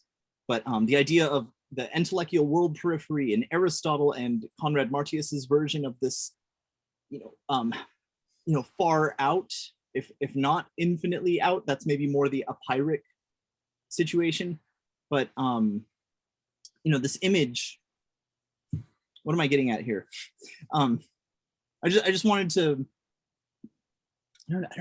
I spoke for too long. I forgot where I was going, but the image of the infinite sphere has a kind of way of positioning us between the infinitesimal center, or in a way as the infinitesimal center, but only in a totally non-physical, super subtle way. We're like built out from that, like the ego and the body and the world and the experience, is this thing in between this infinitesimal ever-present origin, the center, and the infinitely far periphery. And that's the image of God, which is kind of paradoxical because it's kind of both the center and the periphery. But well, that kind of raises a question what you're getting through, connecting to earlier, Randy, which is what you focused on this idea of the infinite sphere and relating it to the ionic world periphery. Is that poetics for you? Yeah, see, Paul Ricoeur has this last part of the philosophy of the will that he never wrote, his unwritten poetics of the will. And then in later writings or in interviews, he said, well, I kind of did write it later on in a different modality, and he says like his work on poetry, and semantics is maybe like an expression of it, or maybe oneself as another, and other, he like proliferated his early momentum into all these different areas when he went to Chicago. So there's different modes of like expression of this poetry, but poetry in the original sense, that was poetry in the widest sense, meaning creation.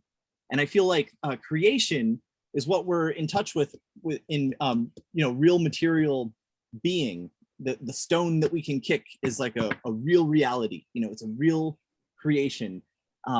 There's also that reality of an imagination, a fantasy, and everything that we, fill our life with. But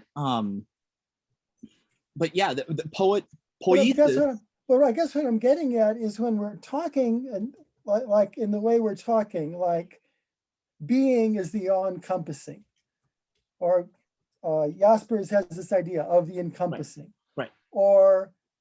And I think you're kind of talking about being is like the infinite sphere, in which it is the all-encompassing, and that somehow this thinking or talking is really, is it a conceiving, or is it an imagining, or is it something that maybe is getting beyond that distinction between conceiving and imagining?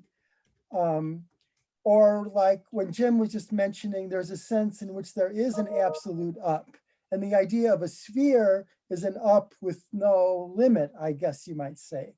And I'm not being terribly clear either, but I think when we're sort of thinking in these terms, perhaps this is this kind of thing that Conrad-Martius is really proposing or engaged with that could be called, in a sense, poetics. Yeah, I agree. I think that if I can just jump in for a second, the center world periphery images is just wonderful. And I first came across, I think, in Nicholas of Cusa's writings, and Randy knows that. It's the thing is, it's not a central theme insofar as those are theological themes. Right? It has to do with understanding of God. This is more of a, if you want, a Catholic might say, this is more of a sacramental theme, what she's up to. In other words, the human person, in a way, is the center of the whole cosmos, understood as the ionic world periphery. Because in the human person, you have all the levels of being, except the divine being. But the divine being is not, for her, it's really other, it's ganz anders. And so, it would be if I can put it this way, Randy, a good pagan would gravitate towards reading Conrad-Martius as saying that the divine is the ionic world periphery. And it works itself out through the centers of all the beings which it encompasses. But that's not the divine as such. That's all creation. But in a creationist scheme, God is everywhere. God is omnipresent. And everything is right now dependent on God. But her twist, as I mentioned before, is not it's a now that's a passing now, so that God's busy, keeping up with creating. No, this is a super divinity itself, nature, that self-creates. And it's God's greatest creation, this divinity, this quasi-divine being, which is everything. And it's a sacramental rather than the thing itself. But what I find interesting is, and I don't know if this is like what she's getting at, like this is what I'm getting at, so I would think that, but her last work is it not incomplete? Metaphysics of the earthly seems like a setup for a metaphysics of the heavenly, and that's the top of the Tower of Babel. Like that's too much, to finish in an earthly life. And similarly, Paul Ricoeur never wrote the Poetics of the Will.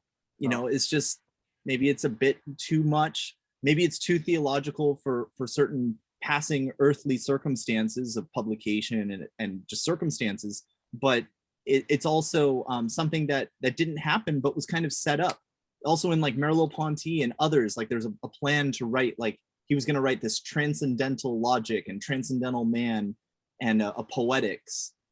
These philosophers always have some unwritten third part of their triptych, and before they die, they write like parts 1 and 2, and it's a way of like indicating without saying what it is, some kind of ultimate systematics. No, well, let me just say that I don't know, but I'd say this much: that it's with this guy that wrote this book, some 50, 60 years ago.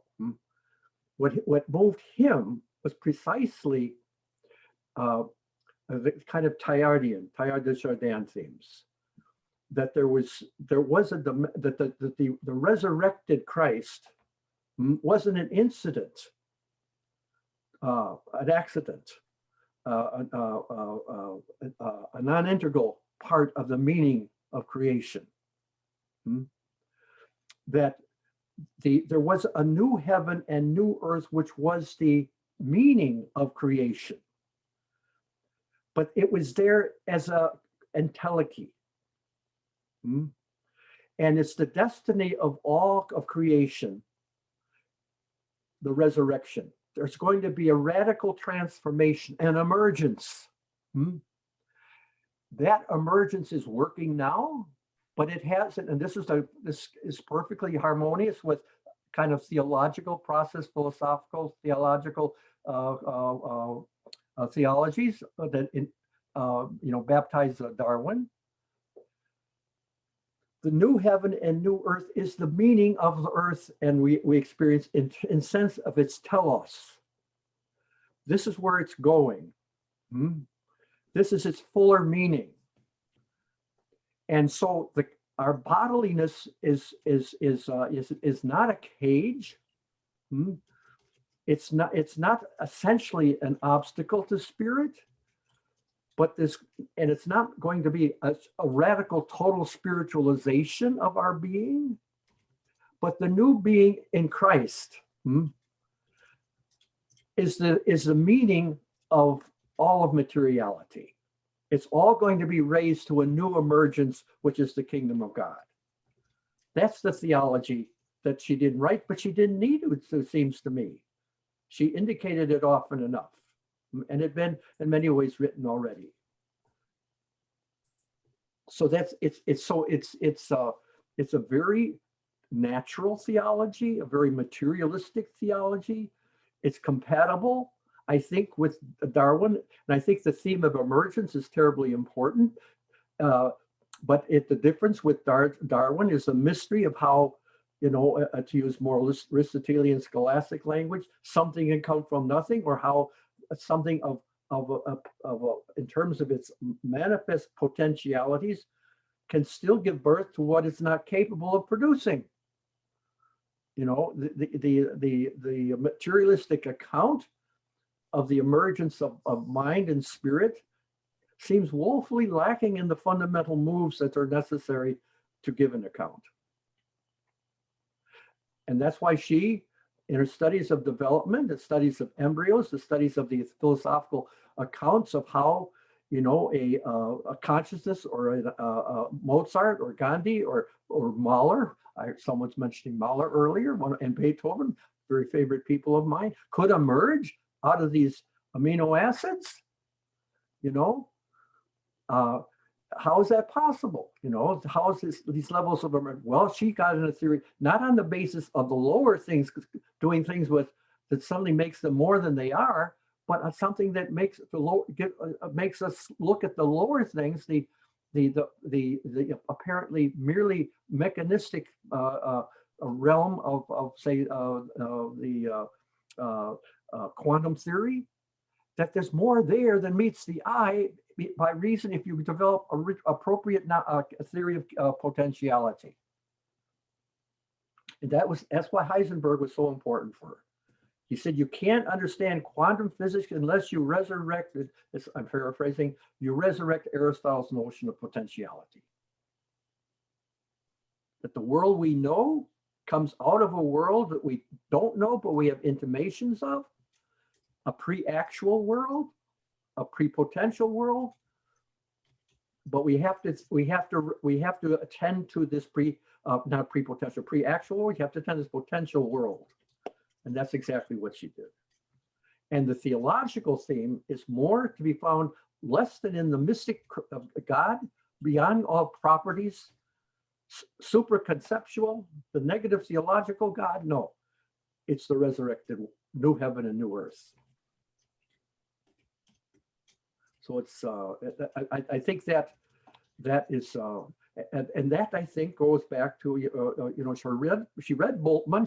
She understood why he was motivated to a demythologization, but myth took on suddenly a form of a devalued truth, and she said, no, it can't mean that. It's pointing to something else. So it required a different look at nature. And Boltzmann was a child of the Enlightenment, and he was just saying, look at all these silly first century people thinking heaven is up, God is up, And she was looking for a deeper meaning for that kind of spatial language. So I'll be quiet for a while. And Jim, as I recall, that's really your main reason that you were so interested in Conrad-Martius. It was, yeah. Yeah, you've told me that what you've just described. Yeah, I mean, really was really a theological issue or interest. Yeah. And I learned from Eliade, that this is what I think is kind of late 20th, 21st century theology. So, that the divine presence has never been absent in history. And there's a deep ontology. And I think that was the interesting theme of time too, the sense of we accept progressivism. When you start thinking of what a progressive view of history means in the light of Conrad-Martius, you start thinking about the themes like Plato's anamnesis. In some sense, it's the power, the potentiality for what's to come is already there. And when you read, and it could be, Eliade would say, I think, if you read well the kind of metaphysics or ontology that's functioning in Aborigine religions, you could learn about the so-called higher religions. How does this all then relate to her idea that nature is not integral? Yes. What she doesn't, that's one of her least developed themes. Okay. But she, you know, as we have that bumper sticker, at least in Indiana, shit happens. And there are, they're not merely sin and evil, but there are, even nature has anomalies, slippage, surds, you know. It's always random probability. Random probability is probability, but it's random. And there's sickness, there's accidents, there's this, that, and the other thing. It's not integral. And she readily appeal, you know, and just maybe footnotes. I don't think there are more than a dozen allusions to this of original, a way of thinking about original sin. But on the other hand, that certainly does not necessarily contradict or exclude all of these other theological explanations about potentiality, does it? No, it just makes it more Christological. There has to be something special, you know, which would kind of makes integral nature. So she does have the idea that the new heaven and earth will be an integral nature. Yeah, that's right. But this is something she didn't develop a whole lot. Yeah, and she has some passages where, you know, there'll be such a transformation of the holetic, where the ethereal notion, the ether qualities, the light qualities of nature are going to make nature more transparent. And this of course is an allusion to the kind of New Testament passages where the body of Jesus is really weird, because he walks through walls. He just, you know, he doesn't seem to be bothered by, you know, substantiality of materiality and things like that. So nature's already, there's a cipher, there's an indicator of the new nature in the way we treated to Jesus's appearances. His body is strange, and Paul calls it a spiritualized body. This is probably going too far, but is this the same as Teilhard, or are there big differences between the two? You know, I don't have, I've heard anecdotes. You know, she was both taken, she thought in some sense they would come in competition, but for her, there's not enough philosophy going on. There's not enough appeal to evidence. It's a kind of a heavy-handed theology imposed on Darwin. That would be, I think, maybe a less than charitable reading of what her reading of Teilhard. So maybe Teilhard had a lot of language that sort of sounds like this, but he, according to what probably she thought, he just hadn't thought it through in enough detail. I don't, you know, I don't think that I didn't ask Gisela Kaldenbach. She would have been the one to know that. It didn't occur to me at that time. But one of my interesting, as you know, Jeremy, I think very much love Maurice Blondel, and he has an interesting change of letters about Teilhard, maybe with Teilhard, I think. Really? Correspondent. I think it's been translated. I think de Lubac translated it, and the problem was precisely sin. For Blondel, he points out, you know, this is all too automatic. Grace is so overwhelmingly present. You're not in the world that I'm in, basically. But that's a very good theological and philosophical correspondence. Teilhard and Blondel. If you can't find it, ask me. I can borrow my copy. Okay. It's really interesting. On page 223 of your book, you mentioned this whole ontic holiness and the ecstasy of the demonic. Randy, what page? 223. The demonic and the holy ecstasy as transfiguration, and then there's the footnote that refers to the transfiguration of Jesus in Matthew and Mark and Luke. That's the page that I went ahead and marked up as having to do with this fascinating topic. And I think the topic of integrality, not just in de Chardin, but in other integral philosophers, including there's this whole new age school of philosophers like Ken Wilber. But before that, New Age version, that there's also Jean Gebser, whose book The Ever-Present Origin talks about these things. His whole view is a lot like the having to do with the aeonic philosophy of Conrad-Martius. And in fact, in another book, The Invisible Origin, which is set to be translated soon, actually, he does talk about her a little bit on a couple pages. It's a really interesting topic. I mean, I feel like all the interest in Conrad-Martius that there might be in the sciences, in gravity waves and quantum loop gravity. I know there is some interest. I'm not sure who's working on this, which scientists are reading Conrad-Martius for this purpose. Although I do know that the folks in China who bought the Nachlass from Dietrich Gottstein are working on this. I mean, I don't know for sure, but I think it's interesting that I don't know. I'm speculating about the scientific interest in her work today, but in this on this page 223, you talk also this is like in the context of the kind of things that we've been looking at in chapter 3 and the beginning of chapter 4 with the inner gravity, and this like hyletic sunkenness, and there's the footnote in early in chapter 4 on gravity waves.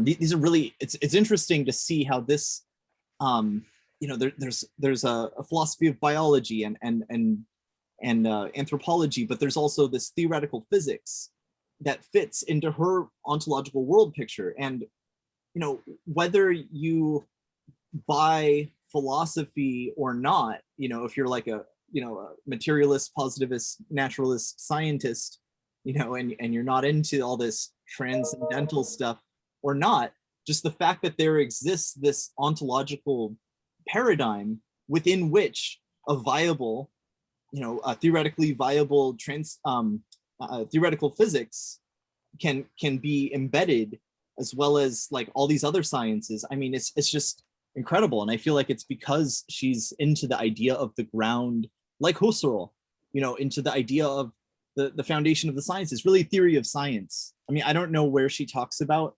theory of science exactly, but if you're looking at Husserl talking about theory of science, I mean, as he is all along in so many ways, and you're also looking at Conrad-Martius, you can't help but see how she's really filling in the big picture of nature that's really phenomenological in the Husserlian sense.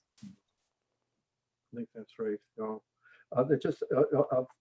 You called my attention to this at page 223.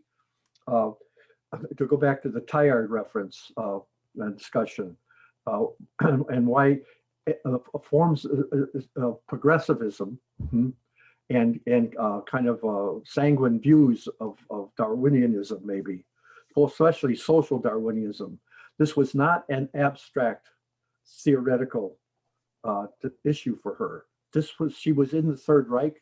She was Jewish, and so she wrote this book, Utopian Dimension Züchtung, about the utopias of nurturing, training. What do we call that? Raising human beings, cultivating human beings to be members of the Third Reich utopia. And this racial purity, Rosenberg and so forth, these people, I think his name was. This was not an abstract issue. And you get in some forms of both Catholic and Protestant liberal theologies, you get a progressivism. And there's, we're on the fast track to everything's going to be great automatically, especially through technology and science and some versions of what capitalism are, and she faced that head on with the Third Reich and wrote a book about it, you know, and it was a critical book from her point of view, which was an early version of her point of view.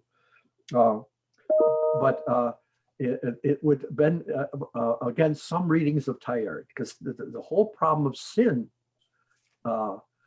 is this integral nature, and the problem of the authenticity and integrity of the human being in his or her first person lived experiences was a vital issue. But it wasn't part of the philosophy of nature. But if we're going to understand how she fits, you know, and what we have in this picture she's drawing for us, I think we have to have her engage with someone like Teilhard, who was a contemporary.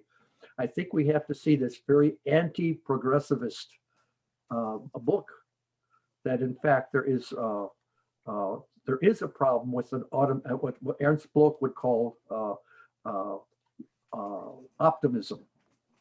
And optimism is different from hope, Bloch says, because hope requires courage and overcoming obstacles and having risks and to overcome the obstacles and great costs. But optimism is an automatic better future.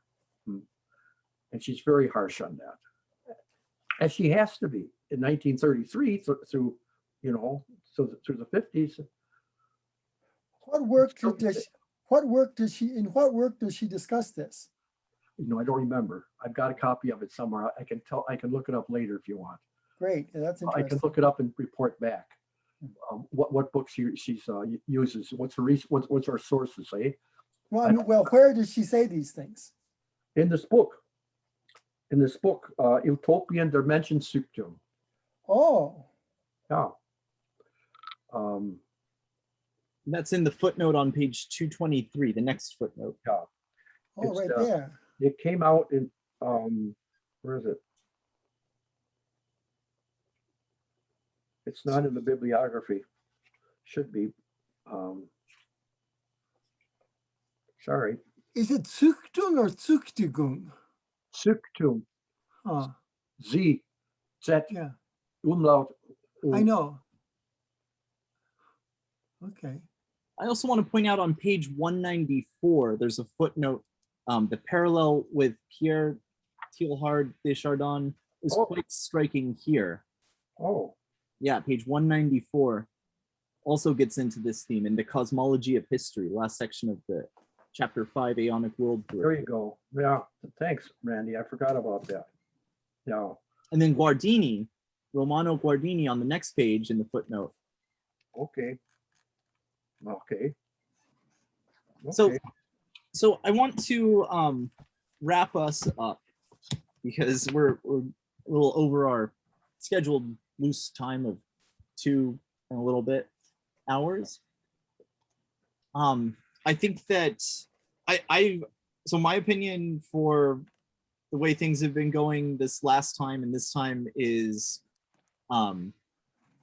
just kind of letting us all sort of talk about these themes, and we do tie it to the text. I don't think we have to read the text so carefully. Like, I love that. I like putting up I have, Matt, you might have seen in the previous things up on YouTube, I have like a Google slides presentation. It's maybe not the easiest thing to read along with, but that's my reading with like the marks and stuff on it, like Matt, how I mark up books, right? It's like that.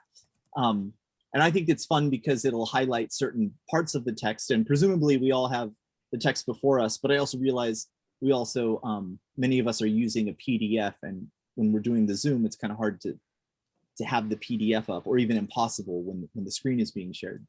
So anyway, I'm of two minds about that, but I do like to have the text in front of us one way or another so that we can, really focus our conversations.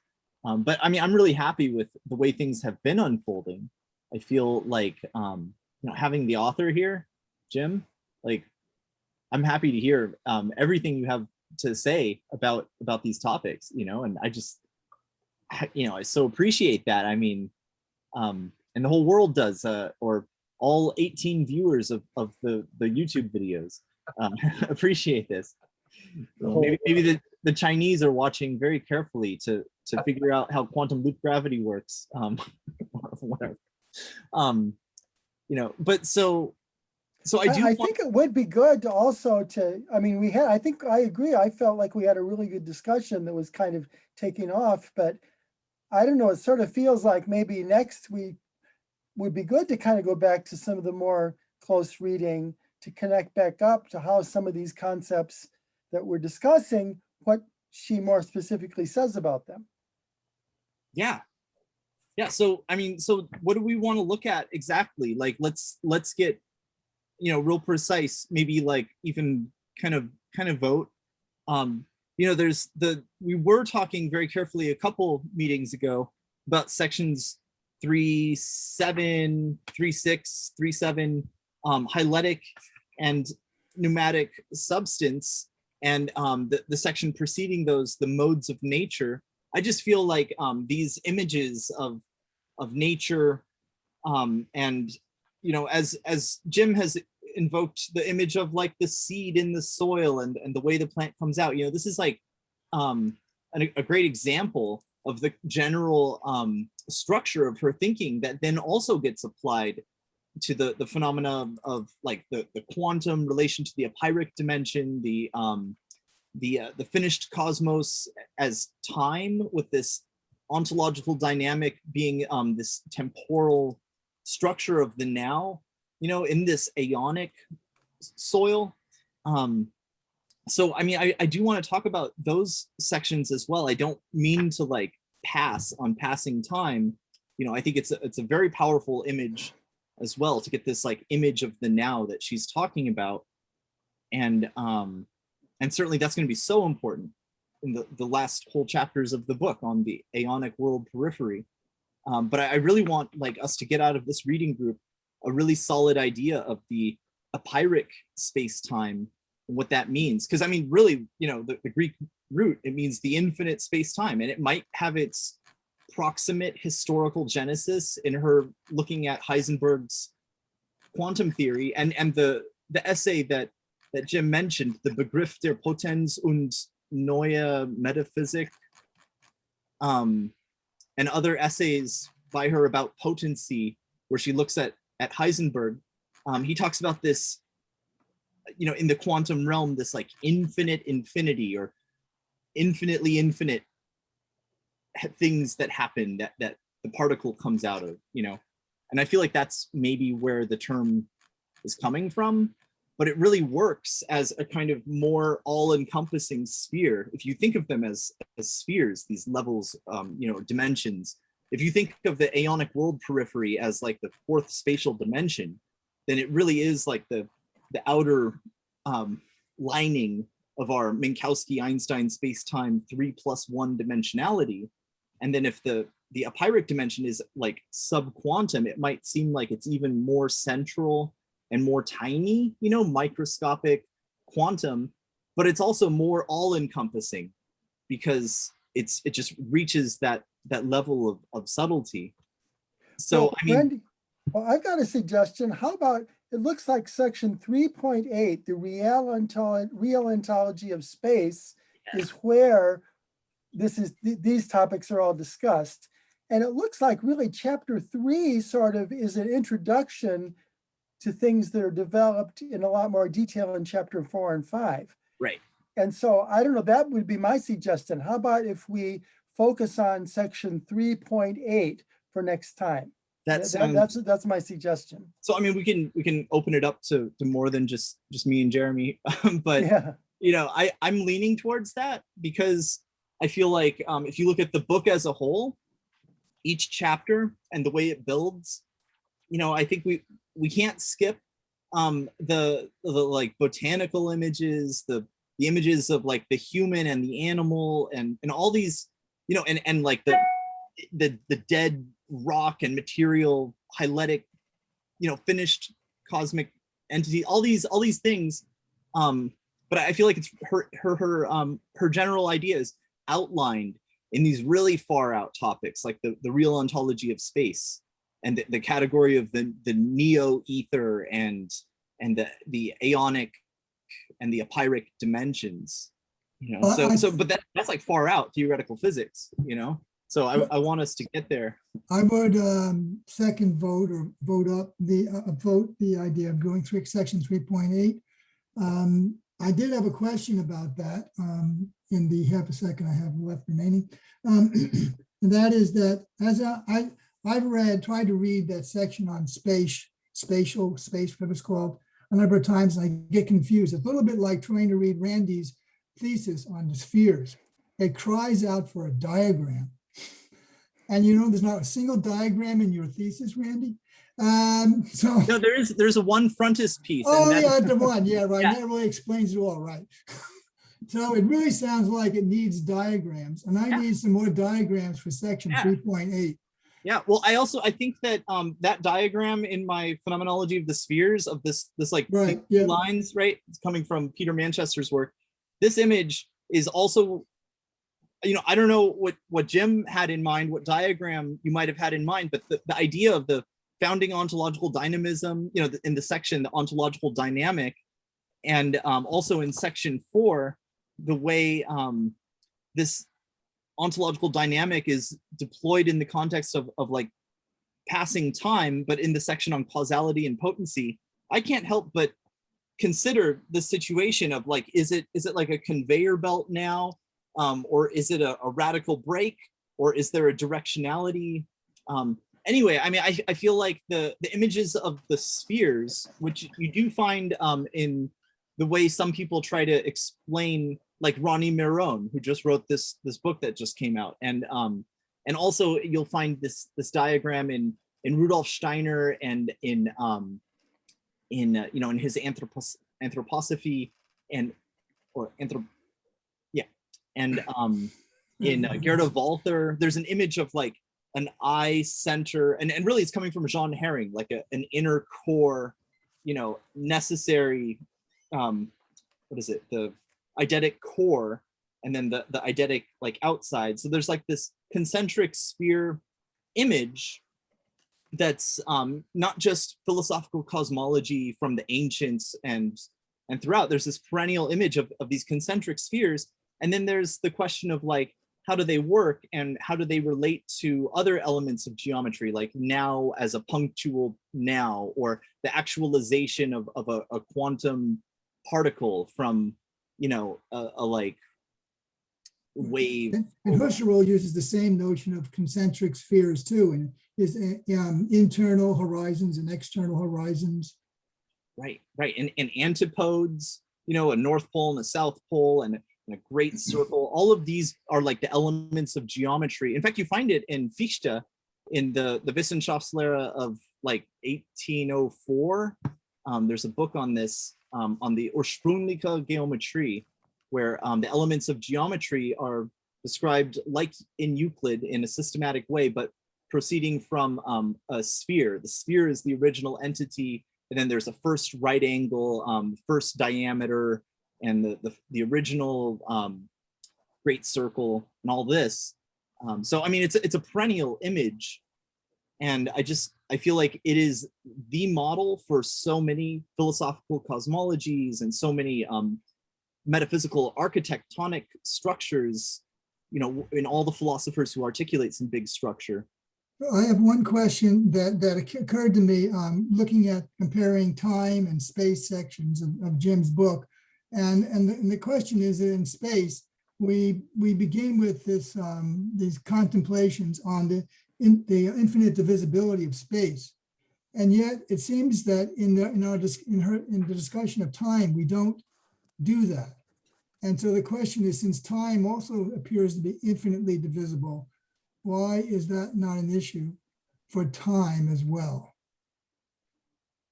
I don't. Yes. Thanks, I don't. Well, go ahead.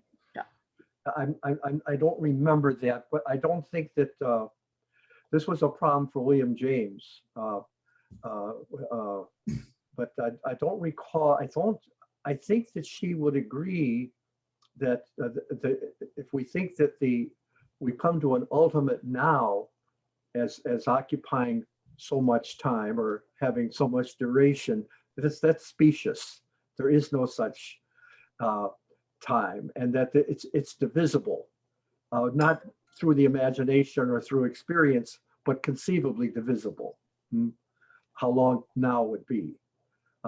In that sense, the analogy with space would hold up. I think if I didn't discuss that, then I apologize for it, because I'm quite sure that that's what you'd say. On the other hand, I just want to interject that if we're going to start with 3.8, I really think we don't have to discuss 3.6, but we should have read it. In other words, the eletic, the whole theme of the eletic and the space play into one another. So we don't want to, we're going to have trouble reading 3.8 unless we spend some time on 3.6. But I think it's really, I find it very difficult. The writer did the very, the writer doesn't take any credit for any clarity there. There's no, it's a very hard section, and I'm sure someone else could have done a better job. We'll have to tell him.